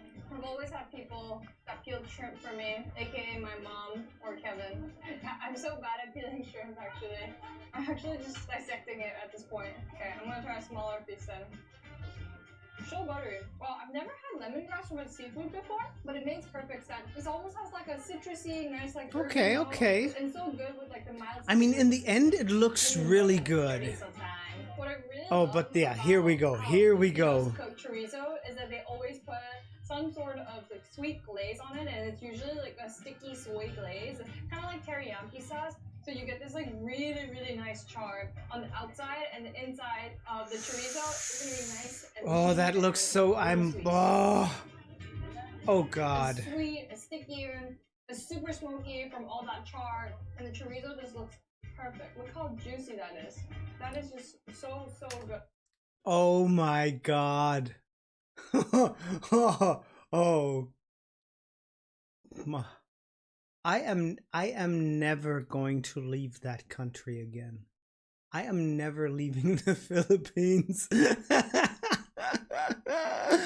Oh. I think it's even more tastier because we've been able to see the process of how it got made even better than last time. Wow. Okay, I'm gonna try the chicken skin. Chicken skin is one of my favorite yakitori pieces. That is also. I'm really craving beer, but they don't sell beer around these markets. It's probably for the best, actually. It's probably for the best of me. I'm definitely a little bit on the darker side than what I would usually eat, but hey, smells good though, at least. When I put it in my mouth, all that like chicken fat just exploded, and it's like hot, it's juicy, and I love the glaze that they use here. There's a slight bit of the acidity at the end, but it really works well to kind of like balance out the sweetness Nice. of the glaze. I love Nice. chicken. It really feels like cheating just to eat the skin because skin is the best part, and this is a skewer of just my favorite part of the chicken. And probably with Wow. the highest Wow. calories too, but let's not talk about that. There's a Korean saying, if you enjoy it while you eat it, it's 0 calories. Is there science behind it? See, I will not gain weight because if I enjoy it and eat it, it's 0 calories. That okay. Then I can eat. This? Probably not. And now this one is the small chorizo balls. I didn't get the smaller ones last time. But I prefer the smaller ones over the big ones. It's more fun to eat and it's easier to eat as well. I like that it's like more bite-sized and these like little morsels kind of just explode in your mouth. I feel like I'm eating little eyeballs because I have Okay. I'm gonna get some lemonade. Hello! Can we get a medium lemonade with mango, please? Thank you so much. Okay, we're ending off the night with a sweet lemonade, and I'm gonna go early to bed because Okay. I'm feeling old now. I love this mango lemonade. So sweet, so sour. Perfect way to end the night. Very nice. Oh, okay. We still have a little bit. Wait, what did that sign say? Nothing is more fabulous than family.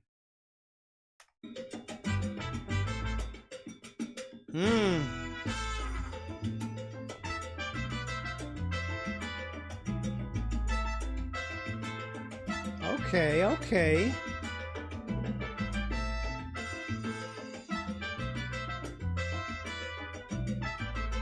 Lato. So we're here at Entoy's Bakasihan, and Bakasihan means eel soup, and we're gonna try exactly that and some of the best seafood offered here at CEBU. Let's go in and order. So this is Bakasihan. a carinderia that really specializes in fresh seafood. And Okay. when Cebu, because we're so close to the ocean, you need to try some of Philippines' best seafood here. And it's right by the ocean. It's super airy. It's like an open air restaurant, and the food smells amazing. Shall we? Let's go. Let's go. So it's our first Of course. time here. What would you recommend is good here? Eel soup. Okay, we'll definitely get the eel. And this is pussy. Okay, okay. If I look over this now, I definitely try this fish down here. It looks nice. There's more grilled fish up here. And this over here looked like chunks of fish. Some kind of... Yes. This is pusit adobo. Okay, we'll get pusit adobo. Can we get, is this milkfish? Haro fish. Can we get 1 grilled pork? 1 kinilaw? What a feast, huh? Wow. Finally getting some... Wait. I just saw a word there. Squid. I learned that word too.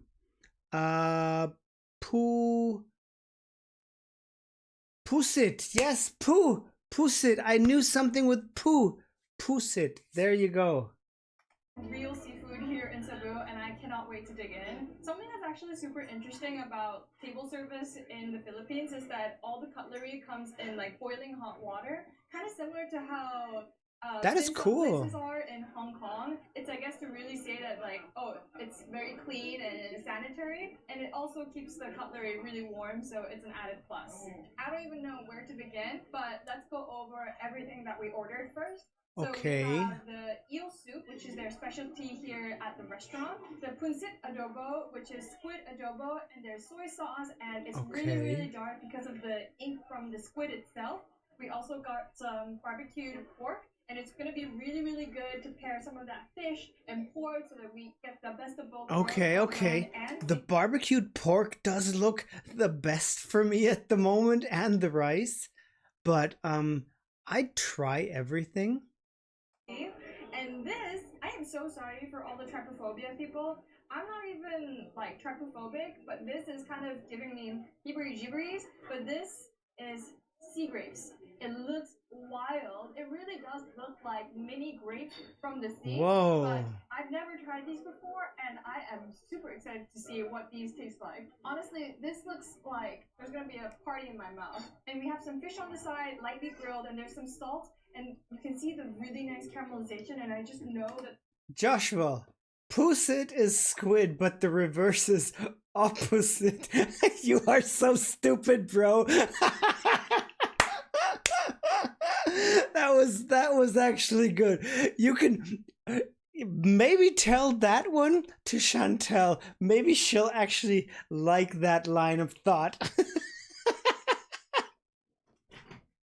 the skin is going to be really crispy. Obviously, there's a little bit of flies because it's right by the ocean and we have a bunch of delicious food, but it's a part of eating experience, you know? You gotta earn your keep. And we have some kinilaw. So kinilaw is the Filipino ceviche. It's a way of preserving fresh fish with vinegar and kind of essentially cooking it so that it lasts longer. We also have some tomatoes and red onions, and the fish, because of the acid, turns opaque instead of, translucent when it's raw. It's a very Cebuan thing to eat, especially during the hot days. Okay, yeah. And here we have our little... There's something similar in Germany too, like that. Lord of the Flies moment. If you're cultured, you would understand this reference, but not to shame you if you've never read old, literature written by old white dudes in the 20th century. But this is a spider conch. It really looks like something that I have that we're not going to talk about. But this looks super interesting. It's actually one of the things that we saw in the market yesterday on a skewer, but this is its whole form. Looks wild. I can't wait to dig in. And obviously we have some calamansi and bird's eye pepper on the side because And I am very interested in the calamansi. I know lemons, I know limes. I want to know what they are, how they actually taste locally, or I cannot get them here in any way. In the Philippines, we like everything a little acidic and a little spicy. I think I'm gonna start from fresh to a bit more flavor. Wow. So let's start with the kinilaw. I like starting with something that's acidic and fresh because you always want to eat from the order of like acidic to more savory, so that acid really kind of gets your appetite going. Beautiful, beautiful, beautiful, beautiful. Let's try.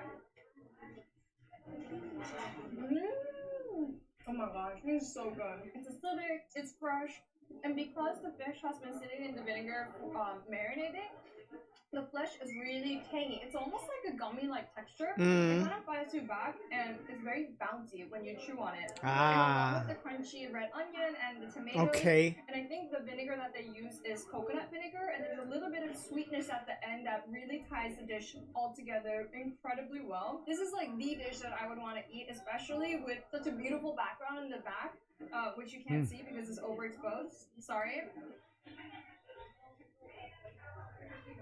I'm gonna dig into the fish. I got rid of my overexposure back there. Filipino food, sauce is a very big component, and it makes sense because yes, she mentioned coconut vinegar. Weather, yes, it's easy for a lot of food to spoil, so naturally it's gonna have more salt, more sugar, more oil, and more vinegar. But this is just simple. It's something that's ubiquitous around the world. Grilled fish. You know how it's gonna taste, and I just know from the way that the bones are falling off the fish, it's gonna be real nice. Obviously, with a little bit of rice and a hint of calamansi to combat some of that fishiness. It is so delicate and soft, and it's quite a fatty fish actually. But along with the rice, with a little bit of that flaky salt on top and the char on the top, it's a dish that I could eat every day and never get tired of. Wow. And now okay. It is time to try the sea grapes. Yes, that looks so interesting. Wow. Filthy animal. I don't know why. It reminds me of like Jingle Bells. I don't even know where to begin with this. So I just put all these balls in my mouth.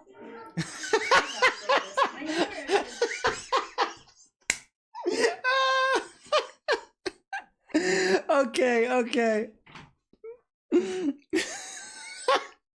I'm so sorry.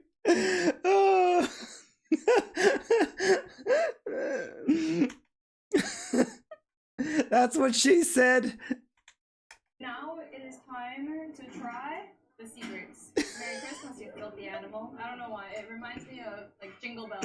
I don't even know where to begin with this. So I just put all these balls in my mouth. I need to outgrow this. My humor is still that of a 7-year-old boy, and I'm 26. That is okay. I'm 53 and I still have that humor. That was a lot of secret. I'm gonna have it with some grilled pork. And a little bit of rice too. This is the caviar of the sea.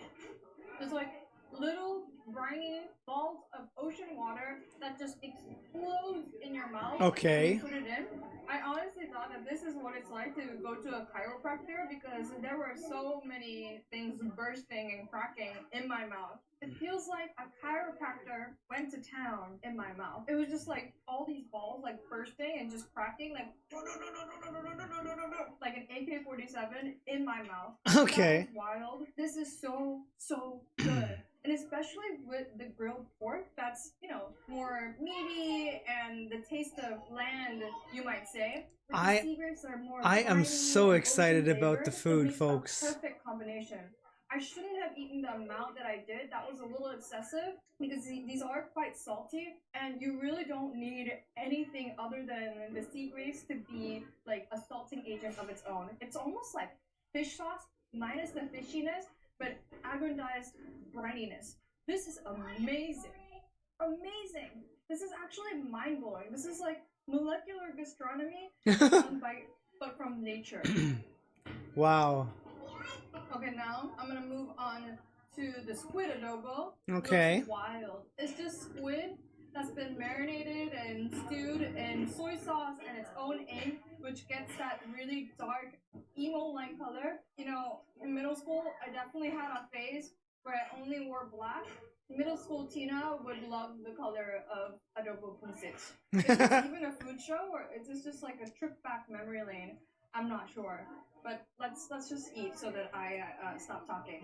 The difference between how Filipinos eat and how Koreans eat is that Filipinos bring the, you know, side dishes to the rice and then eat the rice, whereas Koreans, we bring the rice and put the side dishes on top of the rice, scooping it up. Ah, okay, okay. Good to know. Ink and soy sauce. Let's do a little calamansi.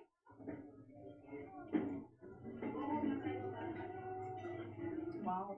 This is the reason why you gotta be close to the source. Fresh, it's soft, it's cozy, it's buttery, like a woman's touch. So well cooked. It's not rubbery at all. It's unlike any squid I've had. And because adobo is a method of cooking with soy sauce and vinegar, that vinegar further breaks down the muscle fibers of the squid that could be rubbery and even tenderizes it further. Wow, okay. You don't even have to bite. This can be like old people food, and usually like squid is a health hazard for old people because people choke on it and die every year. But this, it's soft. You don't even need teeth to eat this. Holy smokes! And the sauce is very like, nice. So good. And sorry, I had a moment. I like that the rice is a little on the drier side compared to East Asian rice, and that's because of how Filipinos eat. I realized.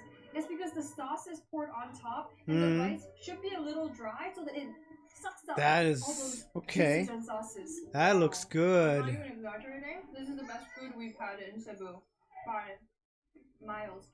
And I think this is actually one of the best meals we've had so far here in the Philippines. This is phenomenal. It's actually crazy the amount of technique and the differences. And this is just a regular carinderia, like somewhere that people come for a quick meal. It's almost like this all is next to the ocean. That's their, you know, grocery store basically. Fresh catch of the sea, and you can see all the fishing boats out in the ocean, and that is the source that's eaten right here. It's really nice. sea to table movement. Now, and that is just the best way to have it. Very, very regional, very quickly from the source to the table. That is the best way to eat your produce. That is, you don't have to buy it in stores, you know, you don't have to buy cans and stuff. The best way is to go to a fresh market, buy your banana and eat it instead of having it imported from 15,000 countries away, you know. This is nice. Now, moving on to the more freakier side of things, we have eel soup. So this is an eel soup that is very popular in Cebu, and it's something that you can only find here. And oh no, I found the head. This looks like the first Harry Potter movie. No, the turban dude, the bald dude. Him and I live in different centuries. This is what happens when you date an old man. I don't think I've ever had eel before, like completely intact. Okay. I wonder if you can eat the bones and everything. Can you eat the bones and everything? Only meat. No, only meat. Okay. Oh, I was just about to just eat it like spaghetti. Okay, so no bones. That I was I was just thinking the same, but yes, you have to take out whatever bones there are. Okay. Surviving as a food content creator, it's a dangerous job. You wouldn't get it. But the soup looks really good. It looks like a thick chicken soup almost. Yes, it looks like chicken broth. It's greasy, assuming from the eel, because eel is seafood with high fat content. Yes, lots of fat. Like something that would be an aphrodisiac for sure. Actually, in Korea, we eat eel for men who have erectile dysfunction. Yeah, I'm gonna try the soup first. Delicious. It's like, it has the same base as sinigang. It's a little acidic. There is peppers, tomatoes, spring onions. Very simple, but very, very flavorful. Wow. Soup is actually so good. In Korea, if your pee-pee look like this, that's when we eat eel. I don't even know how to... That girl is freaking nuts. If your pee-pee look like this.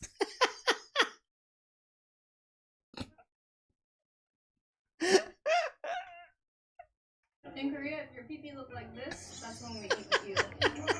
I don't even know how to get all the bones out because it's so small. I'm unsure if this is the right move, but I'm gonna risk it.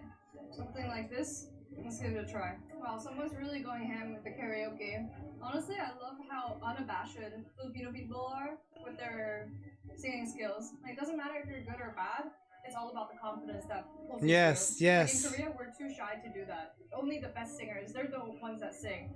Unless we get a buttload of alcohol. Okay, here we go. Here goes nothing. Cheers. It was nice knowing you, doobies. Surprisingly enough, I did not get any bones. It's super buttery.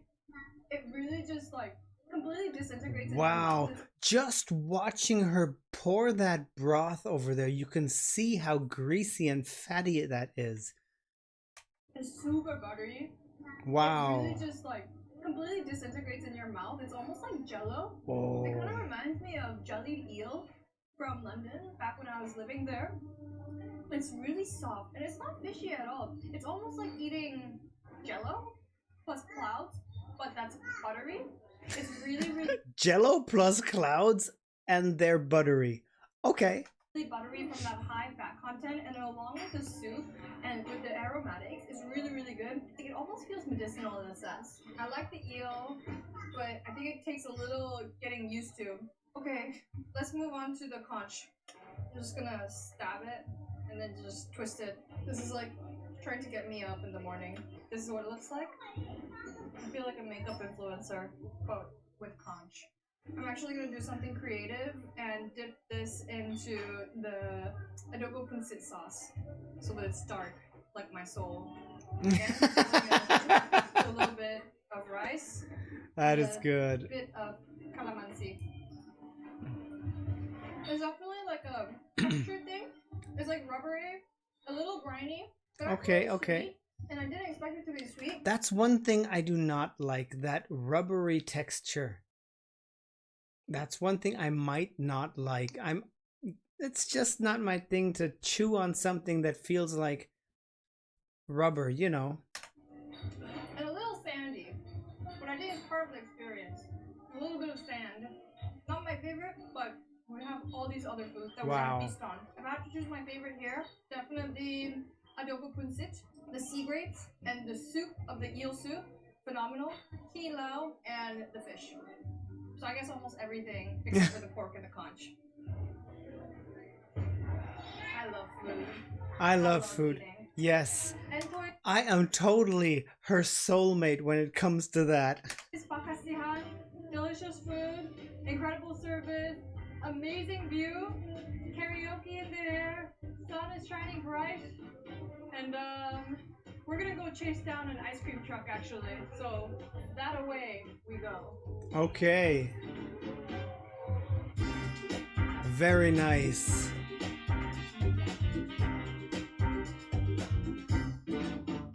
Okay, so right across the basketball court, there's a little deli shop, like a little convenience store here, and they have some of Philippines' favorite snacks. And we were gonna get the ice cream, but the ice cream man went home unfortunately, and we couldn't track him down. So let's grab a couple snacks and some cold drinks. Hello, can we actually try the Cali one? Got a Cali, and it's a sparkling apple soft drink. I'm Oh, not sure if this is okay. from the Philippines, but we'll fact check. Favorite snack? Which one? This one? Ah, okay. Let's try this one. Ah, and we're gonna get one peanuts. A little snacky situation. there's another trap for me. It's totally seeing a little shop with snacks. Yes. But yeah, we know there are 0 calories, right? Because we like eating it, we enjoy it. So there's 0 calories hanging there. Going and a crowd. Yes, the Sari Sari store. Bye.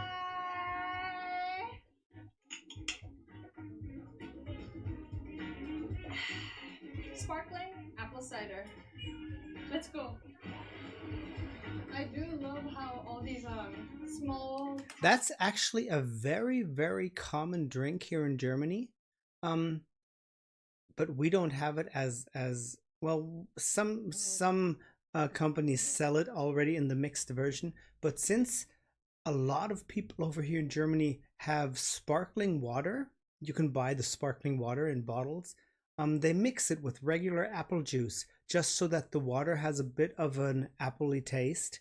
And that's a very common drink in the summertime because it's very refreshing. Towns kind of outside of central Cebu have these like little shops, and it seems a lot more residential, and it's so fun to people watch. This is the banana fan that we had a couple days ago. Life moves slower around here, and it's really, really cute. So many people, enjoying the weather outside, and it's a Sunday. Enjoying so life, people are playing basically, basketball, just doing karaoke. And I like how in the Philippines, like nobody really stays inside their home. Everyone's like hanging out on the streets because it's like a social gathering. Everyone just all hangs out together, sharing snacks and grubs around the city. True.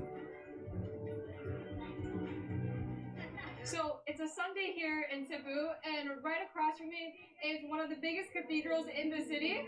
And Mass is just about to begin, and the sheer amount of people that are going to church right now, I literally thought this was a concert for somebody. The priest here is almost like the Taylor Swift of Philippines, of Cebu. Okay. Like, look how many people there are, and it's not just like young people, old people, middle-aged people, like everyone is here.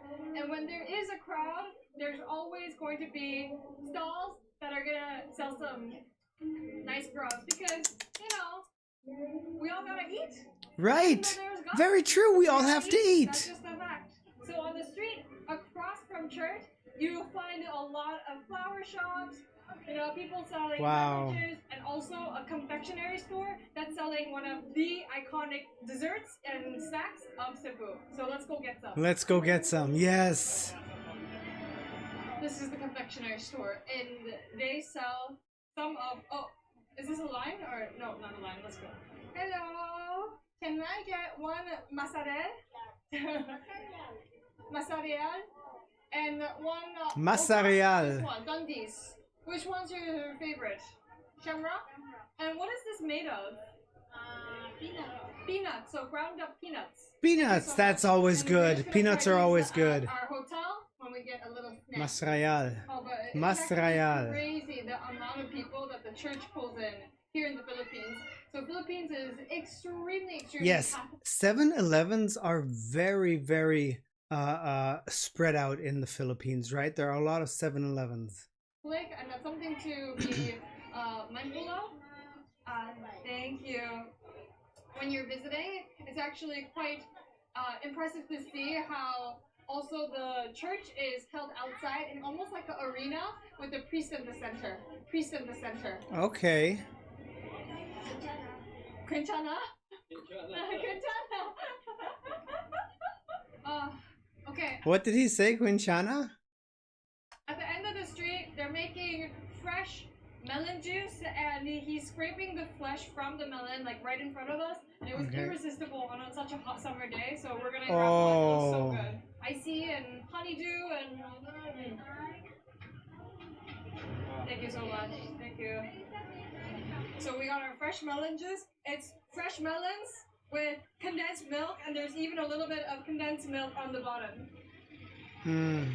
Oh my god. I think you should get another one, because I'm gonna have this one for myself, Kevin. Yeah, it's actually the best thing. It's like there's a little bit of bitterness at the end too. Melons are probably the best fruit ever. Melons are, in whichever form, a honeydew. I don't know the English names. Watermelon is everything for me. I love melon juice. Good call.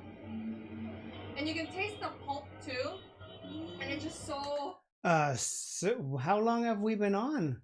No, Cersei. We have actually had a YouTube live of 3 hours and 40 minutes. The last one was that long, but it's fun. This is cool. I like learning about food. I like watching about food, and it's food of a place I'm going to be in very soon. So this is. Oh, refreshing. Oh my god. Oh my god. Oh, It was so good that my we got God. another one, and even in a bigger size. Of course. Oh my god. Oh my And it's god. so smart because all the pulp goes to the bottom and it's not as sweet, so the condensed milk kind of mixes with it. It's so good.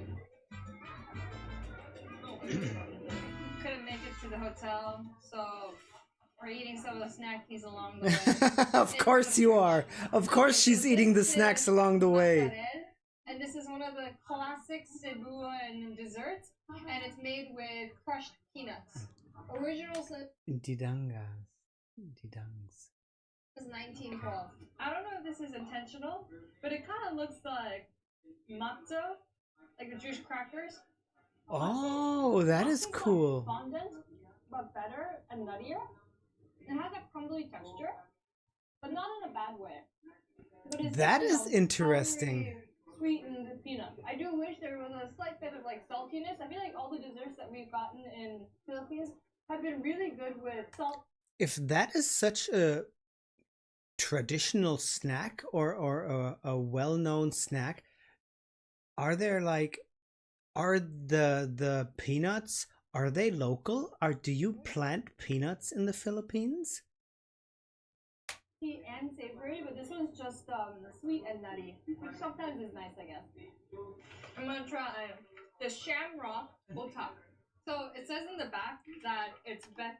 What made shamrock famous? Fresh eggs and flour folded into delicate layers for a deliciously crisp puff pastry biscuit with a sprinkling of sweetness. Okay. Okay. Best enjoyed with a fresh cup of coffee. Ah, so you guys have peanuts. That is cool. Reminder to slow down and delight in the sweetness of life. Nice. Just like that.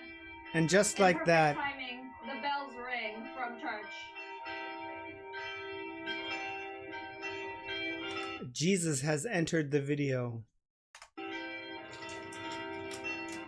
I like the packaging a lot.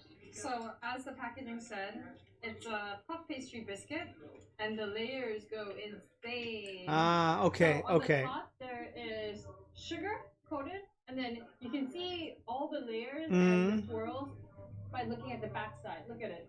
Almost like a scallion pancake. Okay, let's give this a try. Wow. This Oh yeah, we've got pastry like that here in Germany too. Yes. and coffee would be so good. It's really flaky and light. It's like a baklava, but without the Yes. syrup. It's really nice and flaky, sweet, and I love the crunchiness of both the sugar on top and the thin pastry. Ralph, you've got it. That stuff with black coffee, and you just dip it in the coffee, and then you dip it in. I can totally imagine that. Me as made out of 80% coffee, I understand you totally. On the bottom, it just like shatters in your mouth.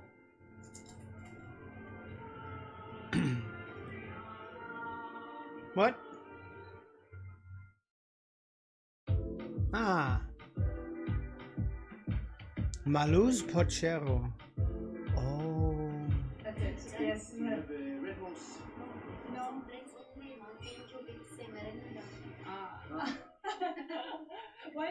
Why do they not sell beer in many places in the Philippines? No permit.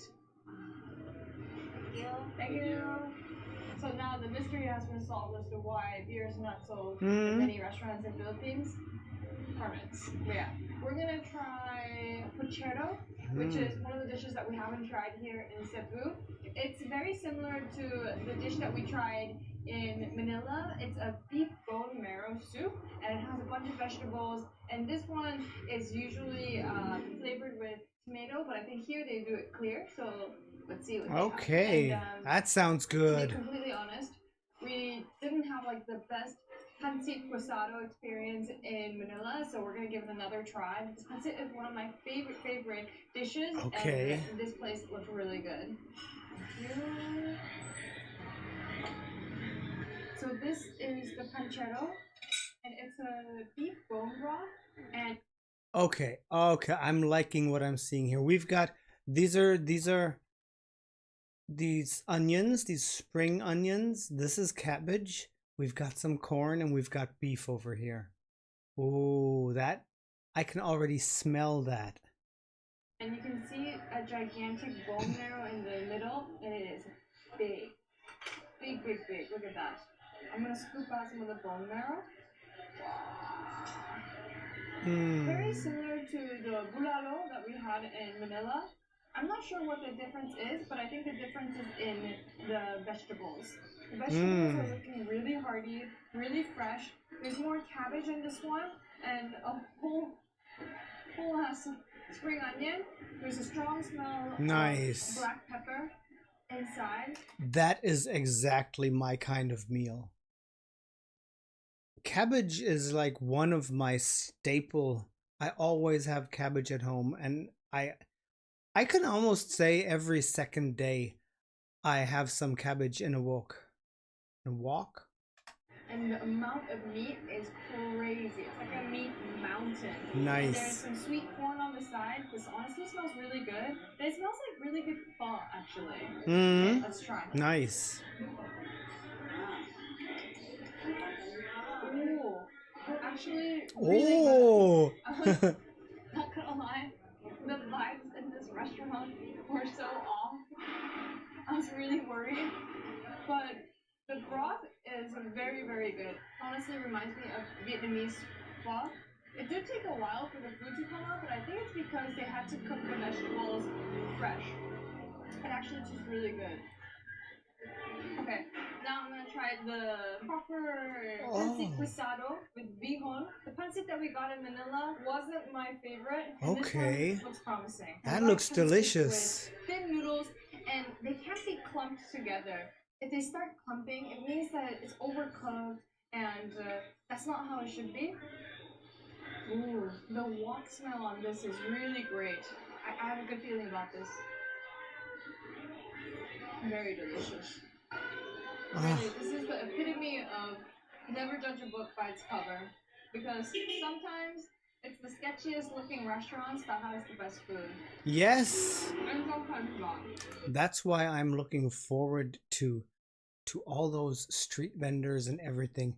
It is it is just something about, I don't know, the life of a pot, the life of a pan. If you clean it too much, you take the soul out of the pan, you know? It's, I don't know how to explain it. All the veggies are super crunchy. There's a really really nice wok to it, and wok just means smokiness coming from the char. There's a good amount of chorizo, a little bit. That looks really good. That looks delicious. Cabbage. Simple, clean, greatly executed. It is Sunday, so I think all the restaurants are kind of on like easy mode because the big crowds are now gone from the weekend. So we're definitely one of the. Yes, there you go. That's I've got a woke and a walk. I always struggle with the word woke, walk. I've got one. I use it daily. And as you just wrote, sausages or meowdy pie, it is that residue of oil and of spices that's still somewhere in the pan. I mean, I take out my veggies when I'm done, and I just take the pan and put it back in the oven and leave it there. The next day I take that pan out, a couple of drops of oil, heat it up, and then it's already mixing with those flavors that are still left in the pan. That's what keeps the pan and the flavor of it all alive. If you always start from scratch, it won't work as well. Like the last guests. There's another table over there, but this place is good. Okay, and there's a calamansi with some bird's eye pepper because we're in the Philippines, and this is gonna be kind of our dipping sauce. So I'm gonna squeeze the calamansi, have the bird's eye chili, pour a little bit of vinegar, and a bit of soy sauce. And this is gonna be our dipping sauce for the beef. I have to say, this has been the biggest comeback story of all the restaurants I've been to. This is... Yeah, it's actually good. I was like very close to just walking out. Yes, and that's the magic of the wok. Second to last dinner here in the wok. We'll go to one more place next because I still haven't gotten the red horse. I want my goddamn red horse. What a pleasant surprise. Great broth. Great cook on the vegetables. A wok. Yes, the veg. I have to say, the vegetables. We're going back for that one picture. The vegetables still have that crispy look. You can see the cabbage. It is not glassy yet. It is still, that cabbage was probably still crunchy. And that is really, really good. A wok pancit bihon guisado. Pretty good. Pretty good. Woo! We're on the hunt for a red horse, and I think we finally found one.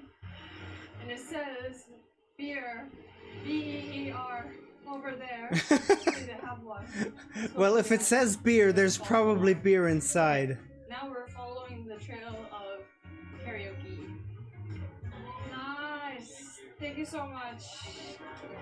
Can we get a red horse to start with? Perfect. It's a big boy. Okay.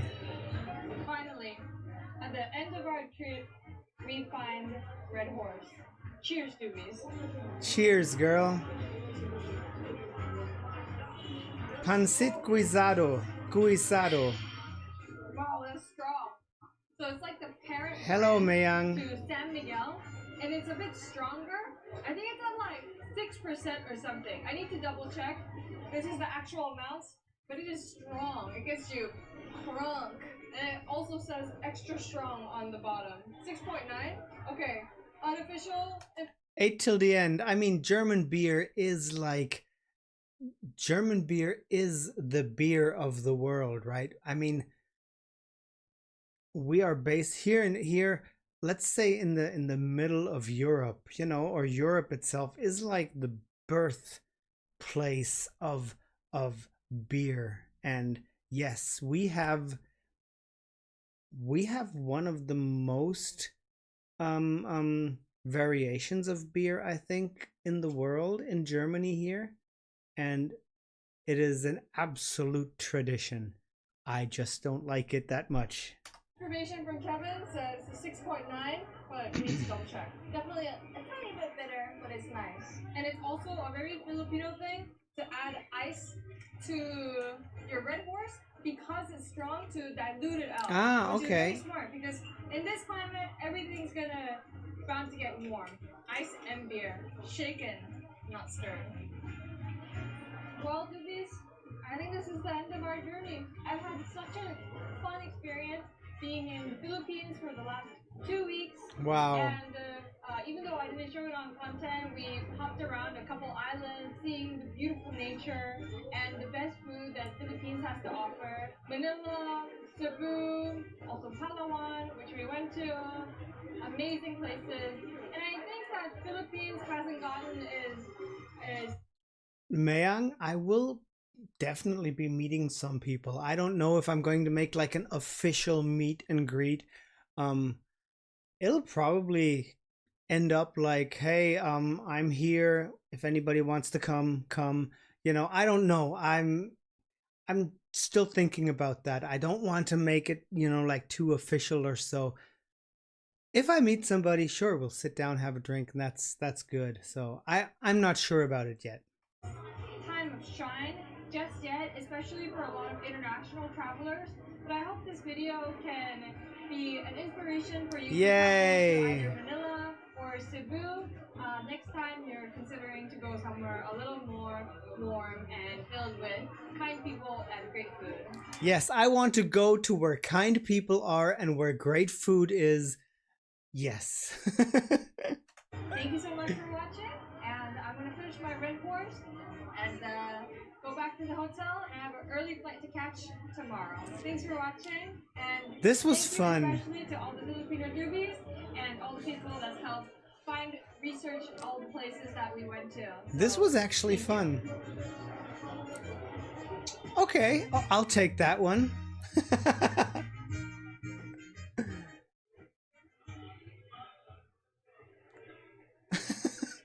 She is nuts. She is totally nuts. That was actually really nice. I enjoyed that a lot. I like her vibe. I like the way she talks. This is nice. I'm definitely going to take a look into her channel. And I mean, 4 million subscribers? That is no joke. That girl is no joke. Wow. Very cool. Well, yeah, you could get drunk after 1 liter, but that is, I would say, in a regular German evening. No, I don't want to say we all drink beer here, but we do have a different approach on beer in Germany. So beer has become traditionally here more like a drink that you have with something. It's not something you want to get drunk on.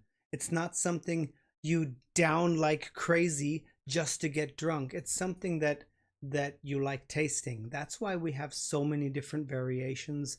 And yeah, it's beer is part of our culture, definitely.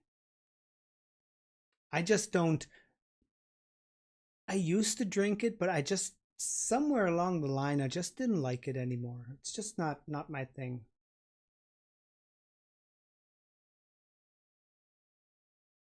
Yes. Okay, I'm going to get rid of some of this water now really quickly. I'll be back and then do something else here.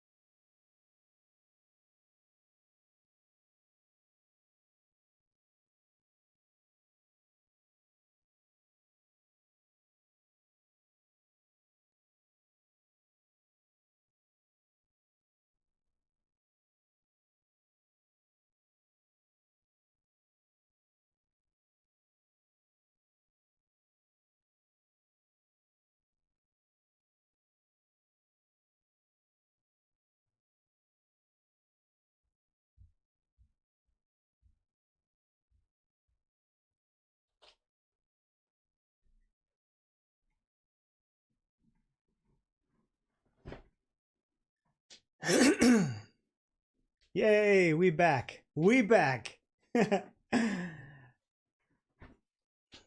Am I a full German? Yes, I am actually a full German. I was born um I was born here in Germany, actually just in the next town. Um and my parents moved to Canada when I was 2. So born in Germany, raised until I was 11 in Canada, Toronto, Canada, and then my parents moved back to Germany, and yes, this is where I've been since then. I had one exchange year in the USA. I did my sophomore year, the 9th class in the USA, and yeah, and that was about it. And then in Germany, I've been moving around all over the place like crazy for the last years. Hey, it's Macy. No, I don't have Twitter. Um, if you, Macy, you can come, look under my videos. There's a link to my Discord channel. You can just hop on in there and send me a DM. Okay?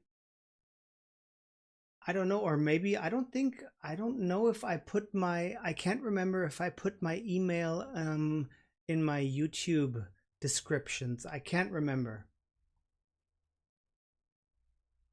But sure, just hit me up. Yes. Where was I? Yes, so I've been moving around Germany a lot, and there have been plans 8 years ago or so to move with my dad to South America. It didn't work out as planned, but since then I have come to some sort of a closure with Germany, and for the last 8 years or so, I've been trying to look around the world. Where can I actually go and rest my head? Where can I lay my hat and have a life? And about a year ago, a little bit over a year, I sort of like focused on the Philippines, um but with no real content. I don't know why, but I forgot to look into Filipino music. I have no idea why. I did that with all the other countries. I just forgot it there. And I just liked the country, the people, everything about it. And then actually in April, beginning of April, when I found Bini, when I took Bini onto this channel and I got into the music and I got direct contact and conversation with you people, that actually made that decision very concrete and very, very not urgent, but you know what I mean? That was the moment where I said, okay, we're not searching anymore. We're not going to, even though we had the Philippines in our focus, I said to myself, I'm not going to wait another 5, 6, 7 years until I go there.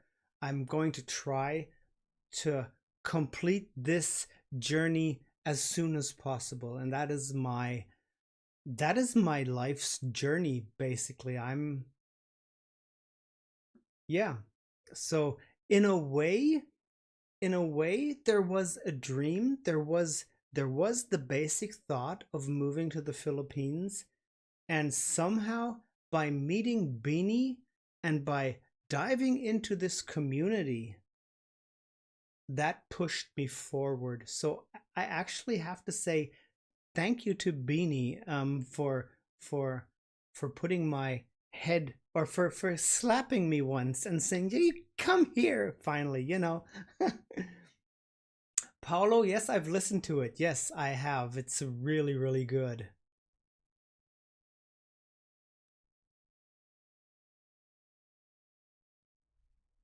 Yes, Joshville, yes, that's the way it is. It seems like it's meant to be. And yes. Beanie is the wax seal. Yes, that's a nice way to put it. Yeah, that is a nice way to put it. So Yes, I was thinking in the last two, we only had 2 live streams up to now. So in the last 2 live streams, I sat down and I actually played guitar. A lot of people wanted me to play. So no, I'm not ending the stream in a minute. I'm still gonna be there.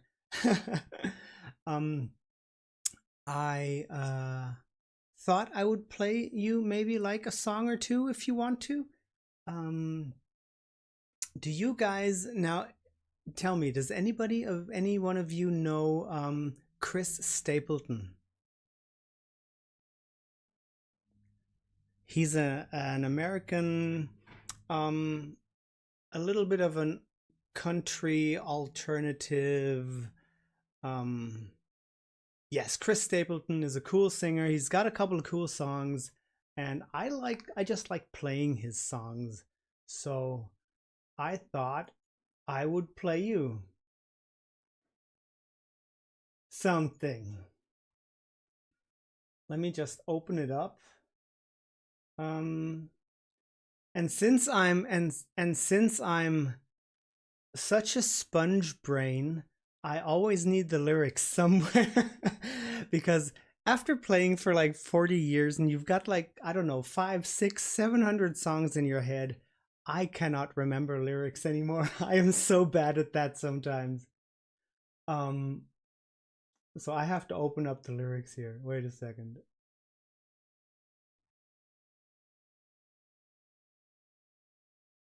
Okay, where's my guitar? Baby, baby. Sausages! That was a long time ago, that song. Hast du etwas Zeit für mich? Let me see if this thing is in tune. Sounds good.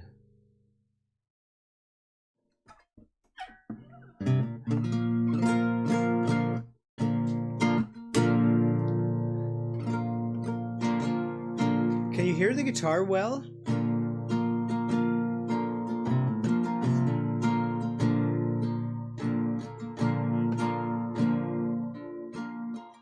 Okay.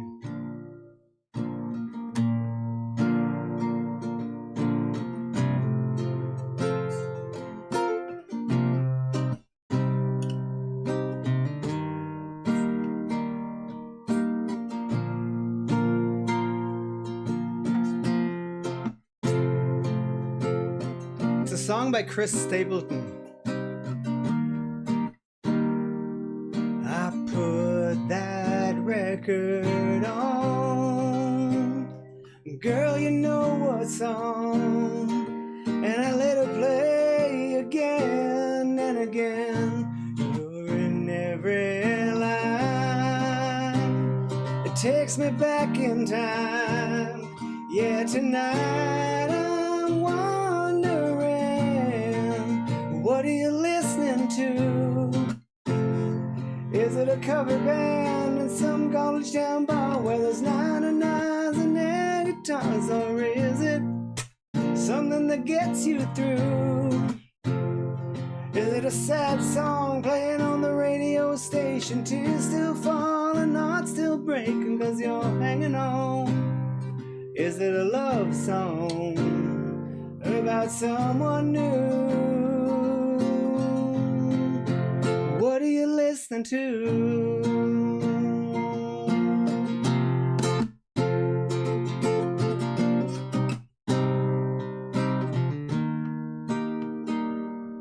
Well, I like to believe that you're just like me, trying to figure out how a good thing goes bad. And I don't know, I can't let it go. Yeah, it's about to drive me mad. What are you listening to? Is it a cover band in some college town bar where there's 99s and air guitars? Or is it something that gets you through? Is it a sad song playing on the radio station? Tears still falling, heart still breaking 'cause you're hanging on?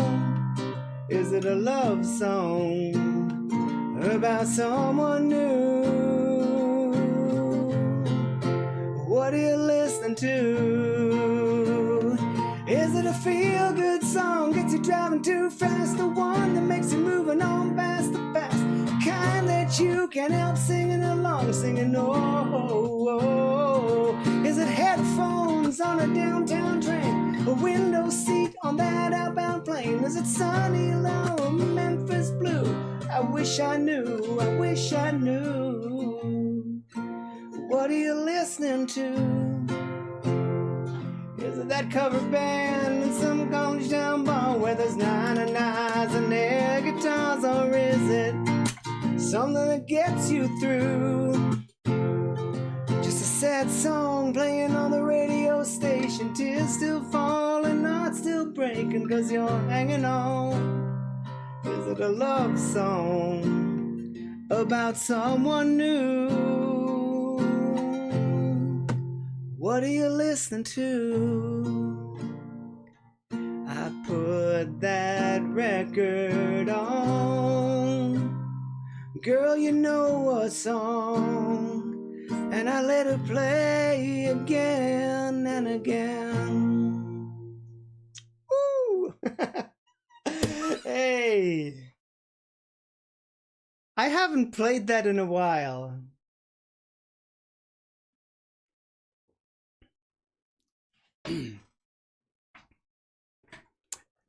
Tennessee whiskey is not in my repertoire. I'm sorry.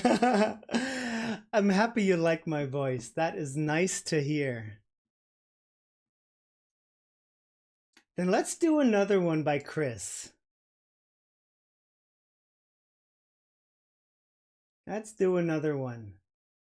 Wait.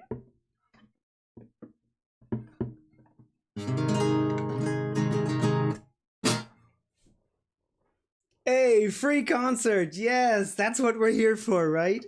It's always about music and food and coffee and Bini, of course, Bini. Pierre, your voice is yes. It's me-ish. That is so good. That is our running joke forever now.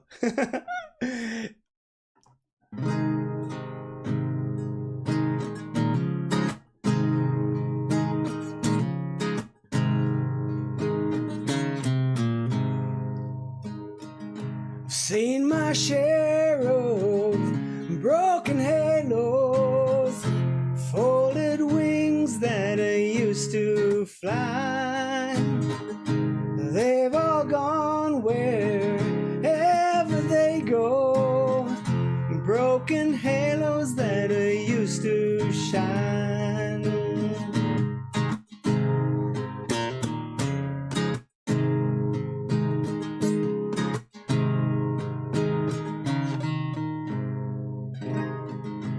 Angels come down from the heavens just to help us on our way.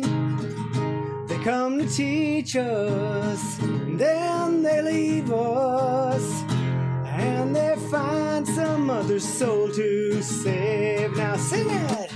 I've seen my share of broken halos, folded wings that used to fly. They've all gone wherever they go, broken halos that used to shine, broken halos that used to shine, yeah.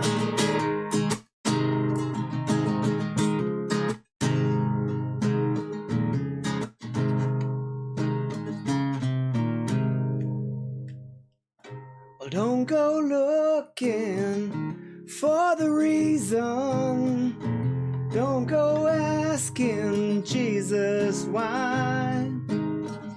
We're not meant to know the answers, they belong to the by and by. Well, they belong to the by and by. Seen my share of broken halos, fly. They've all gone wherever they go.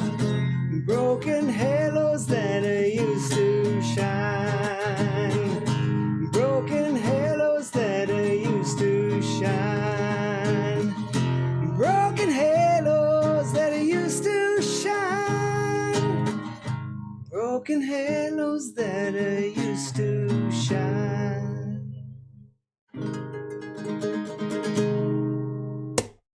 Woo! Ah, I love playing the guitar.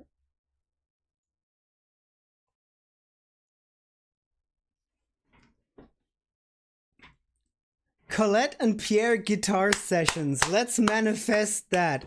I want that. I want that. Ah, yes, yes. Thank you, thank you, thank you. Busking online. I actually really like singing and like playing. It's been part of my life for so long, and yeah. Approved Filipino now. Salamat, salamat. Very nice. Pierre reverse, when? Well, I'm still making a deal with the Wish Bus. Sirloin. Yes, I have so many self-written songs. But I had a couple recorded, but that's a long time ago. And I would say in the last 7-8 years, this has been my own little mechanism of venting emotions. I write songs still, but they're basically just to get my emotions out at that one point. Some of the songs are not for anybody to hear. I don't have a Spotify. I'm sorry. I don't have a Spotify. I am starting. I did like a couple of OPM songs. I am starting to look into. Wait a second. What was the name? I am going to learn the song Your Song by Parroquiani Edgar. I liked that song. And Heaven Knows This Angel Has Flown by Orange and Lemons. Those two songs are ones that I want to learn. And of course I want to. There were 2 or 3 songs in the OPM special video that I made that I want to take a look at. But I think a lot of that music is very much good for me to perform. So I might just get back into a little more openly playing, you know. Yeah.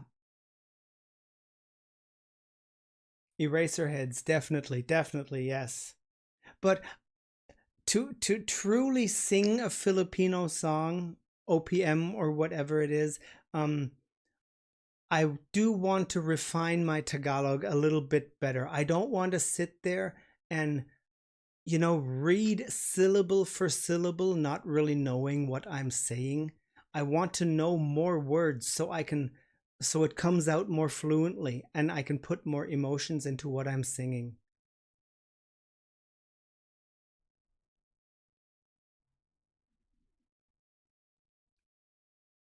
Yes, Pierre is a Filipino just born as a German. Probably, most probably. The amount of rice I am eating already makes me a Filipino. That is so true, yes. Oh, Jesus Christ. X and Queen, I will listen to that, definitely.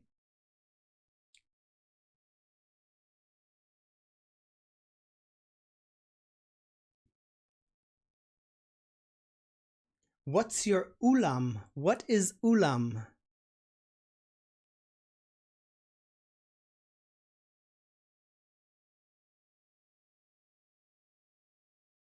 Yes, that my whole Filipino experience will be good. It's just ah yes, it's just yeah. I'm excited. I mean, because in the end it's the place I want to be. I want to go. So this is like dipping my toes into the waters, trying to make as many useful connections that I can, actually meeting people, actually maybe even, getting my foot into a door here or there somewhere which can open up other possibilities of, I have to make money when I go down there. I have to earn a living somehow. This here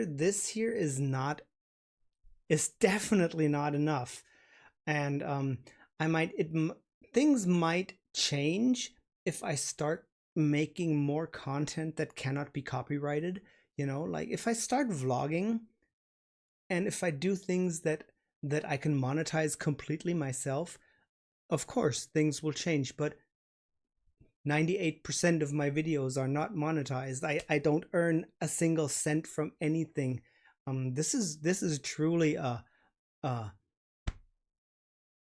I do this because I love music and because I like talking about music and because I'm just a person who freaking loves to be in front of a camera. I don't know why.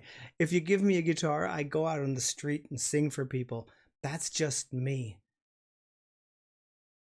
You're wondering if I can read your comment. You're wondering if I can read your comment. You're wondering if I can. Now you can stop writing that. Um yes. Um LA Fernando, Silent Reaver. So start subbing to Patreon or start kicking people. Mr. Hammer, it's hammer time. Yes. There are definitely a couple of things. There are definitely a couple of things planned for the channel here. There are a few surprises on the way. I am planning something with somebody else, but on a different platform. We are in the talks and we are very much looking forward to it. It's going to be fun, but you will definitely be informed about that. I'm gonna make some kind of a big opening for that. And yes, collab.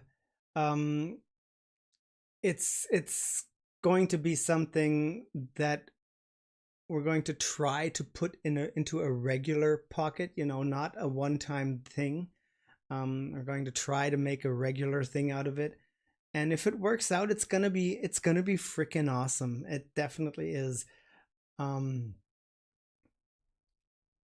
Yes.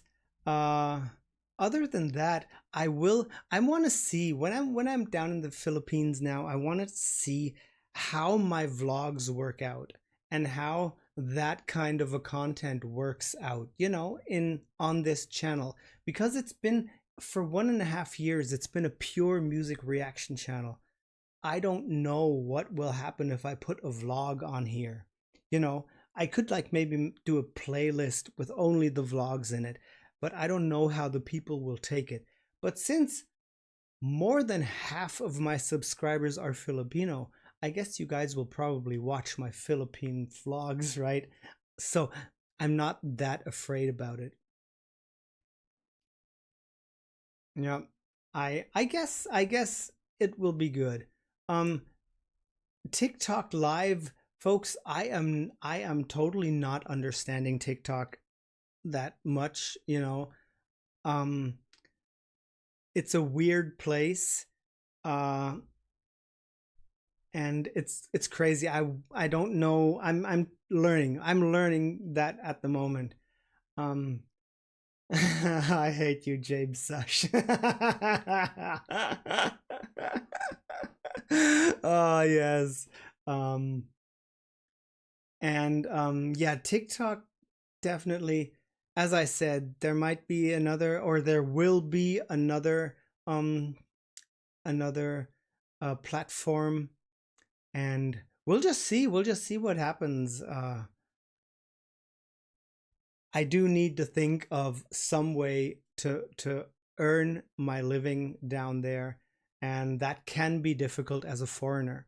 Um, so many things to plan because, you know, taxes in Germany. My YouTube business is based in Germany. I would still have to pay German taxes, and if it's all very difficult.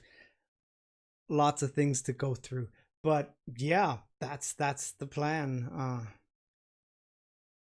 Open up a restaurant, Pierre Capitan. The thing is, I can't open up a business as a foreigner. I would actually have to be married to a Filipina who would then open up the business in her name. That's the whole thing that is not that easy.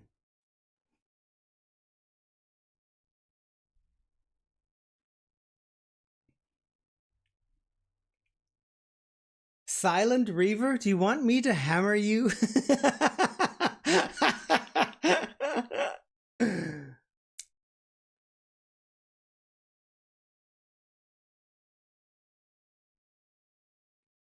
Oh, Clark. Sheena, yes, okay, okay.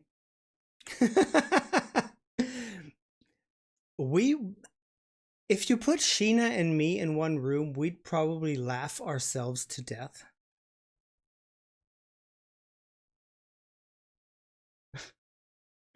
Wow. This is so cool. This is actually so fun. I'm happy you liked me playing. That makes me happy. It's always nice to hear people liking the music you make, you know.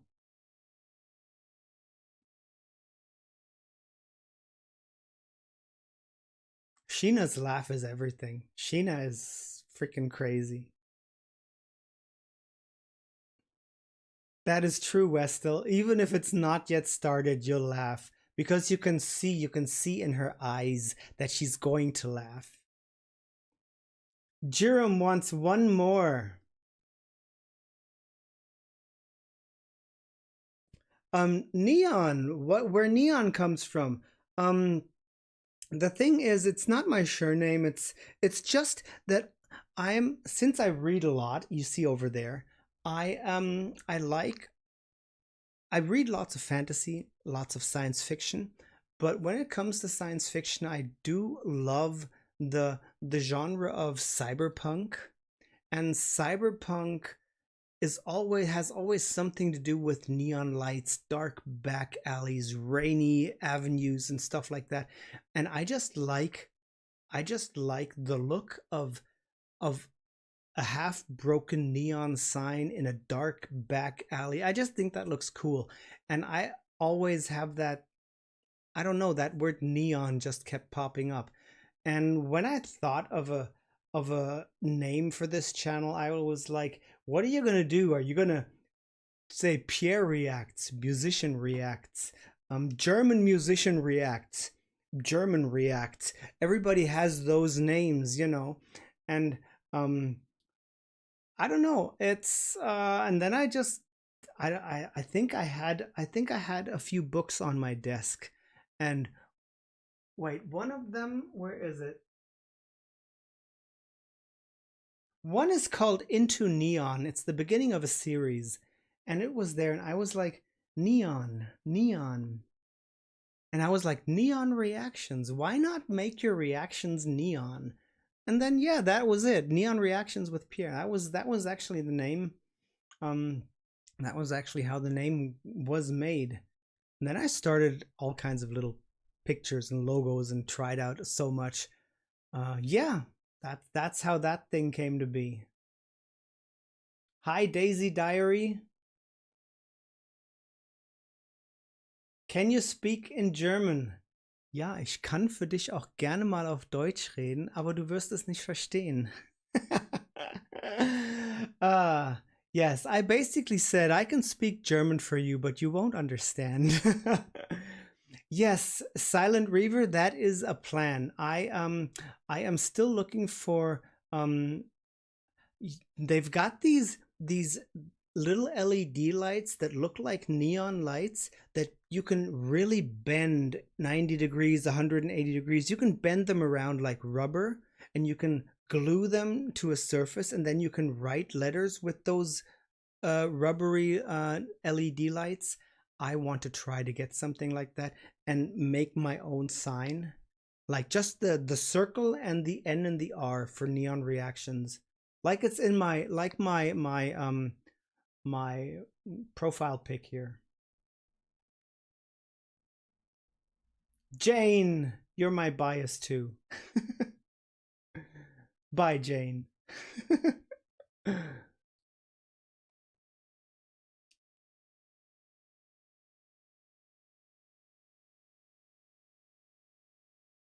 That's so 90s, Pierre. Yeah. That's so 90s. Yeah. I'm a bro, I'm a 70s kid. So 90s was my 90s were my golden years.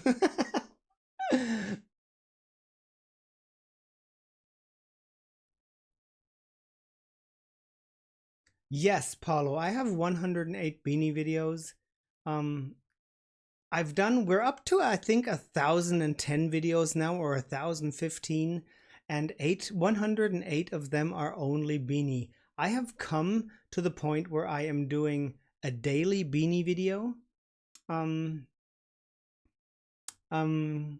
yes, I will not stop doing that, except for today. Today, I'm going to leave it at this live.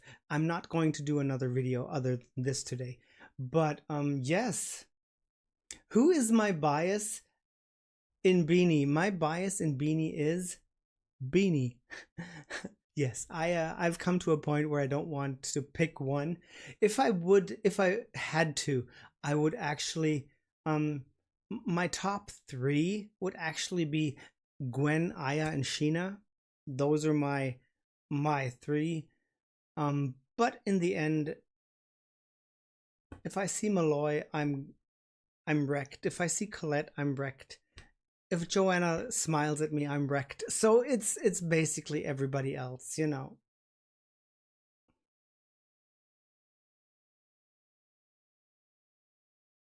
Yes, join the Discord and you will have so much fun there.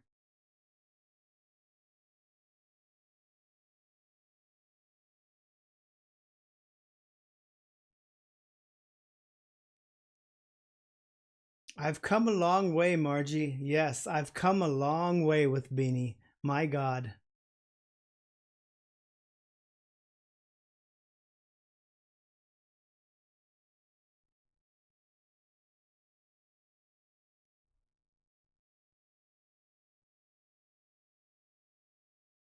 Did you not move on from the Beanie Joanna's bufferfish? No, I never moved on from that. That is the best. Oh, that is cool. Macy is in Discord. That is nice.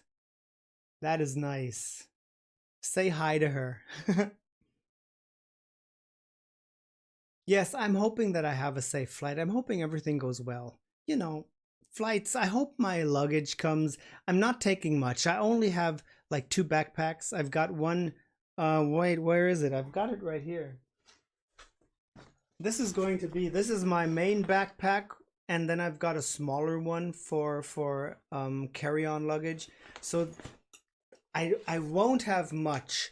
I just hope it arrives where it's supposed to arrive.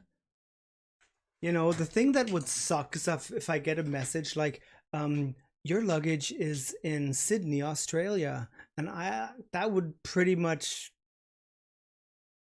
yeah, ruin my day. But I'm going to have the most important things in my carry-on anyway, so there's nothing in that.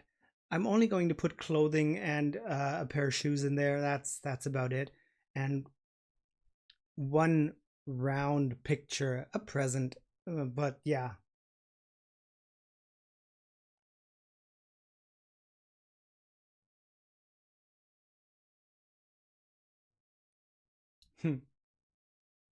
You promise you're behaving. That is good. That is good that you behave. You have to behave. No, nobody has to behave there. That's so nice. Joshua, I actually can't remember. I right now off the bat, I couldn't tell you if it was an early flight or not. You can ask 8 till the end. He's got the same flight.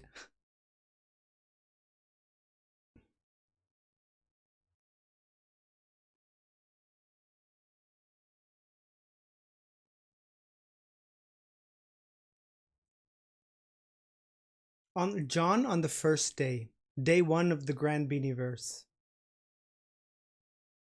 Death Note, I will definitely vlog every second. I've got 2 cameras.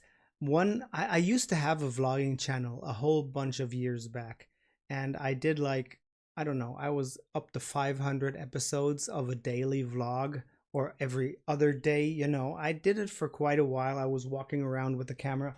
I actually have this one here. You can see this camera in Korean shows. You see this camera a lot. It's a really good camera. You open up the screen back here like that, and you can either, I can hold it like this and I can see the screen, or you can turn the screen around and you can just put it on a table and it records you like that. This is actually a very, very common camera in Korea, and that's why I bought it a whole bunch of years back. It's really good. The quality is great, and the sound is really good. But it's got a couple, it doesn't record in 4K yet. It only records in 1080p, and it's it has batteries, and that battery needs a charger, and that would be so much to take along. So I did get another camera like half a year ago, and it is actually, let me see, I got this here. This is actually the coolest thing ever. This is the Pocket 3 from DJI. It's not much, it doesn't look like much, but you turn it on by just flipping that around. You get a screen, and the camera itself is on a gimbal, so you get really steady shots whatever you do, and it's really nice, and it records in 4D. So that's going to be my vlogging camera, and it's really nice. It's really nice.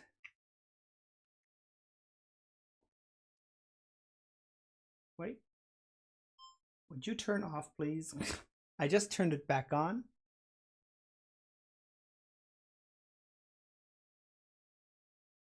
There we go. Yes, that is that.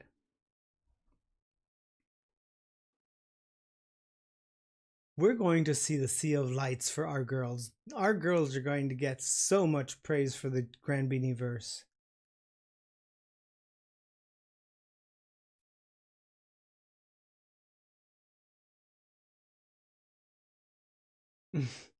Somebody wants to have my email. I think you can check it out on YouTube. There must be some link somewhere. This is crazy.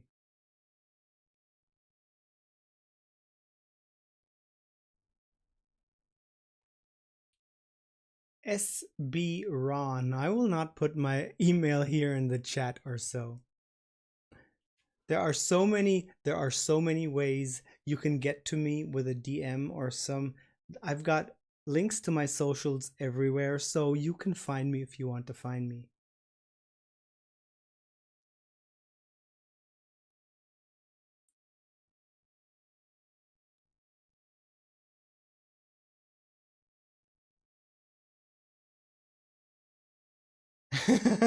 Silent Reaver, the man with the hammer. He's the digital Thor. Very nice. Oh, 8 till the end answered. We will arrive in Manila 10 a.m. on day 1. Thank you, 8. That is good. Yeah, 10 a.m. So we'll be flying away from Cebu somewhere around 8:30, or no, earlier, 7, whichever way. That's okay. That is good. That's a good time. 10 a.m. in Manila, that gives us a bunch of time just to take a look around a bit, you know. That's good. Meet up with some people maybe. Who knows? Who knows?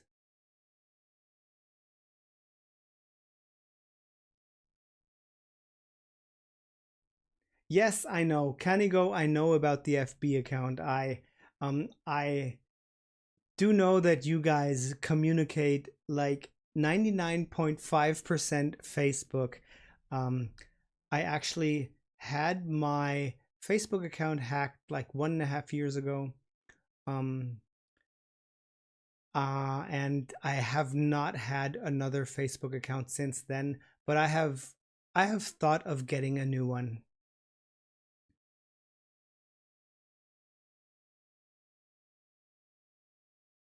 Hey, it's Macy here. Yes, girl, I am going to the Philippines in 2 weeks. I'm going to be staying there for 3 weeks.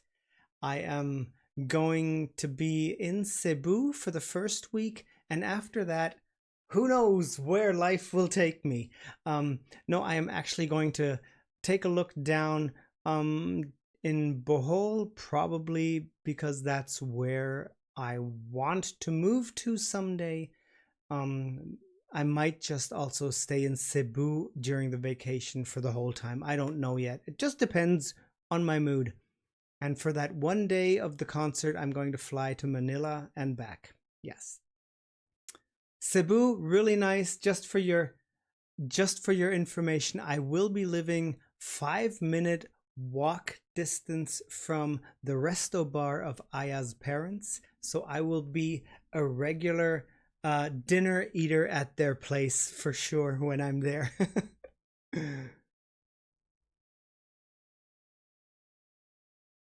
Thank you, Macy. Thank you. That is cool. You have fun in America too. You take care. Take care of yourself.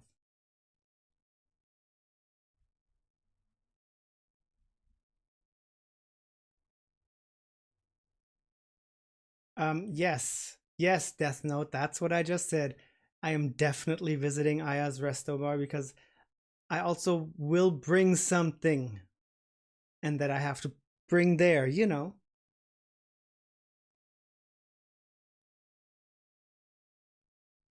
Thank you, broski. Thank you, broski.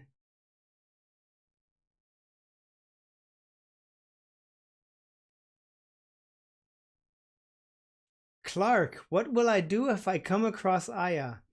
I will say, hi, I'm Pierre, and welcome to Neon. No, I don't know. I'd probably say hi, something like that.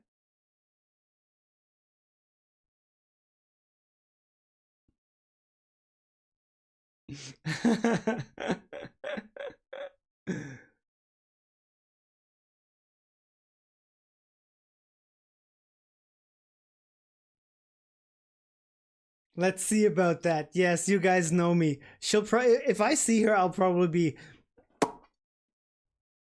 I won't be able to get one word out, but we'll see. You never know. Say hi and faint. Get an autograph.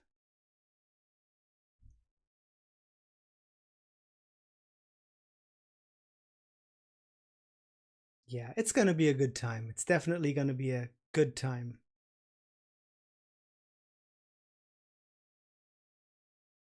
Rommel, if somebody wants me to meet the girls, of course I'm there. I mean,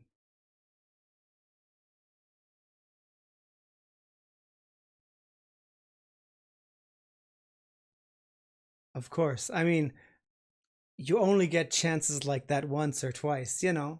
So, definitely if as I said, I'm open for anything. If any doors open, if anything good can happen, I'm there for it. I'm there for it. And that's so my vacation there, my vacation in the Philippines is basically not really a vacation. I want to use it as a, yeah, connection place. I want to make connections, meet people that might just help me in the future.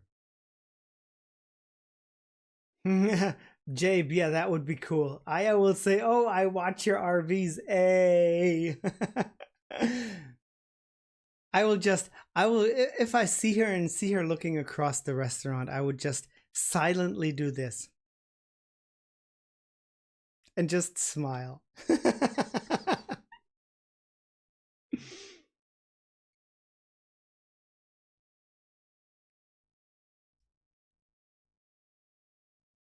Yeah.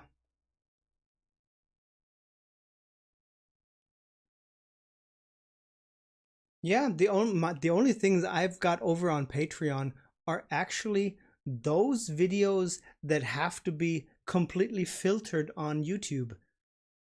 I've got those on Patreon without the filter.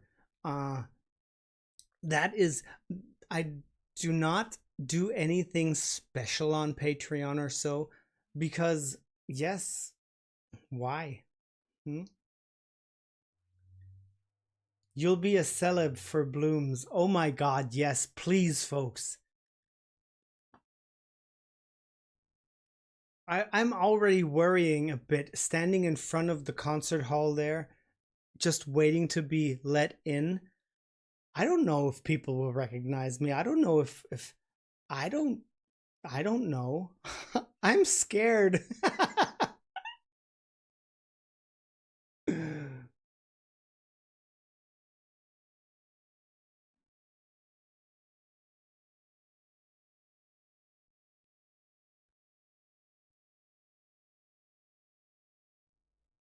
I won't. I'll say hi to Ling Ling and yes.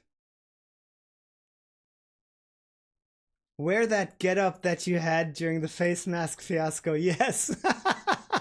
That would be a bit too much. They would send me back immediately in Cebu. They would say, bro, you're not coming into our country. Turn around, leave again.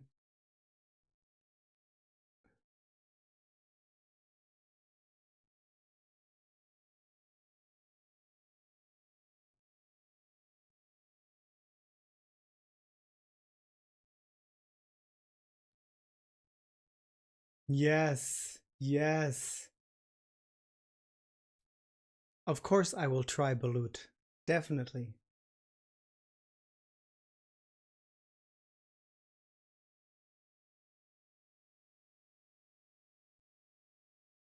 Quack Quack of definitely. I'm looking forward to Quack Quack. I'm looking forward to those small eggs. Really, really good.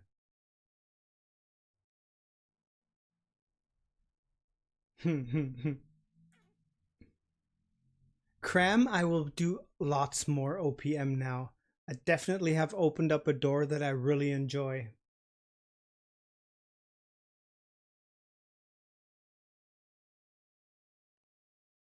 Okay, then it will be buffalo wings and lumpia. Definitely. And sisig, of course. We'll try everything on the menu.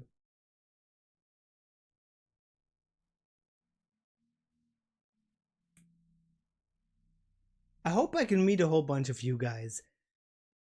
Especially the ones that I've come close to on the Discord channel. A whole bunch of you. I know I will be meeting a bunch. It's going to be so good to finally have, like faces to the names or actual moving people to the names and not just a profile picture, That will be so nice. Yes, Dianella, the next thing I will watch from Dianella is his what was the name of the place? The Cozy Cove? Was it called Cozy Cove? He did Musica at the Cozy Cove. I want to watch that because I really, really like the sentiment of the song.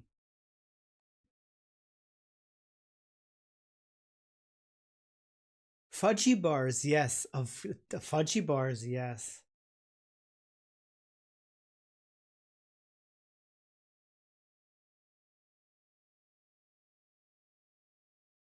There's so much good music. There's so much good music out there in the world. And the thing I really like, how long have we been going? Okay, almost 4 hours. We're gonna slowly come to a close. But the thing that I really, really enjoy a lot about this whole reaction channel I've been doing ever since the beginning of June 2023, I have been discovering new music on a daily basis. As a musician, that feels so good. It is so wonderful to get to know something new each and every day. That is, wow, that is just actually blows my head, you know, blows my mind.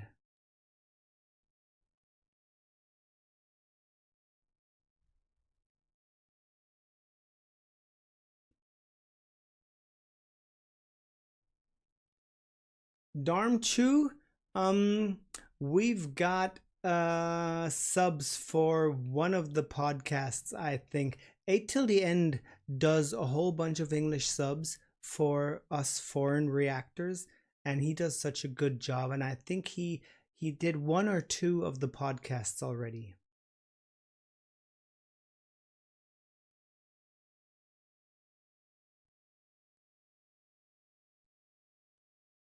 Very nice, Tyrese. I'm wishing you all the best for that.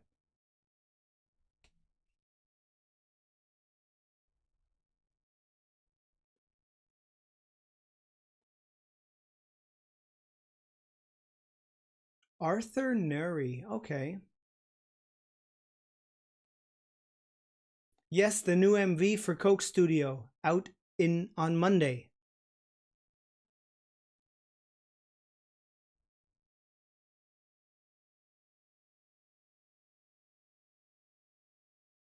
JB, I think somebody already has photo cards for me.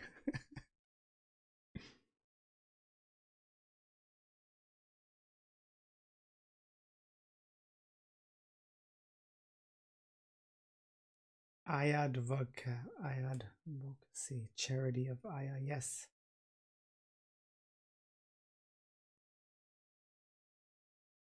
And December Avenue. I've heard of December Avenue. Yes, I would like to listen to them too. Yeah. Hey, Mark Anthony. No, not yet. Not yet. I only saw a picture of their outfits. All that very glittery, chrome, silvery outfit. Yes, that's my way of life. That is my way of life. And that is why I want to desperately leave the Western world, because that is not the way of life in the Western world.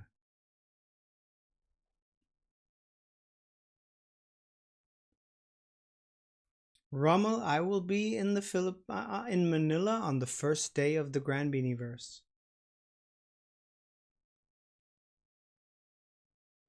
Govern, I will pre-record a whole bunch of videos, and I will schedule them to be posted while I'm gone. So I won't be posting that many, but every second day I will have some video pop up. I will probably do a bunch of videos by 8 Till the End. He added subs to a lot of random Bini videos, and yeah, we're gonna see what I do. I don't know yet.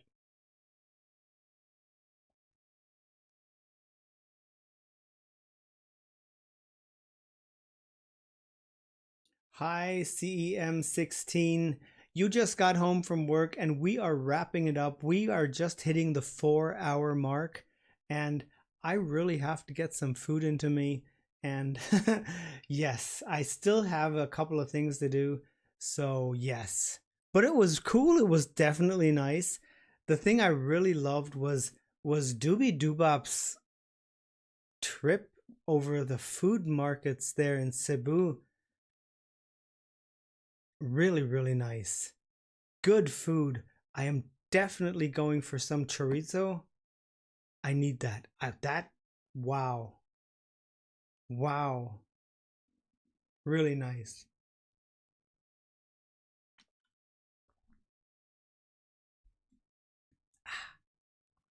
Okay, folks. I think I'm going to wrap it up here. We just got 4 hours and 20 seconds.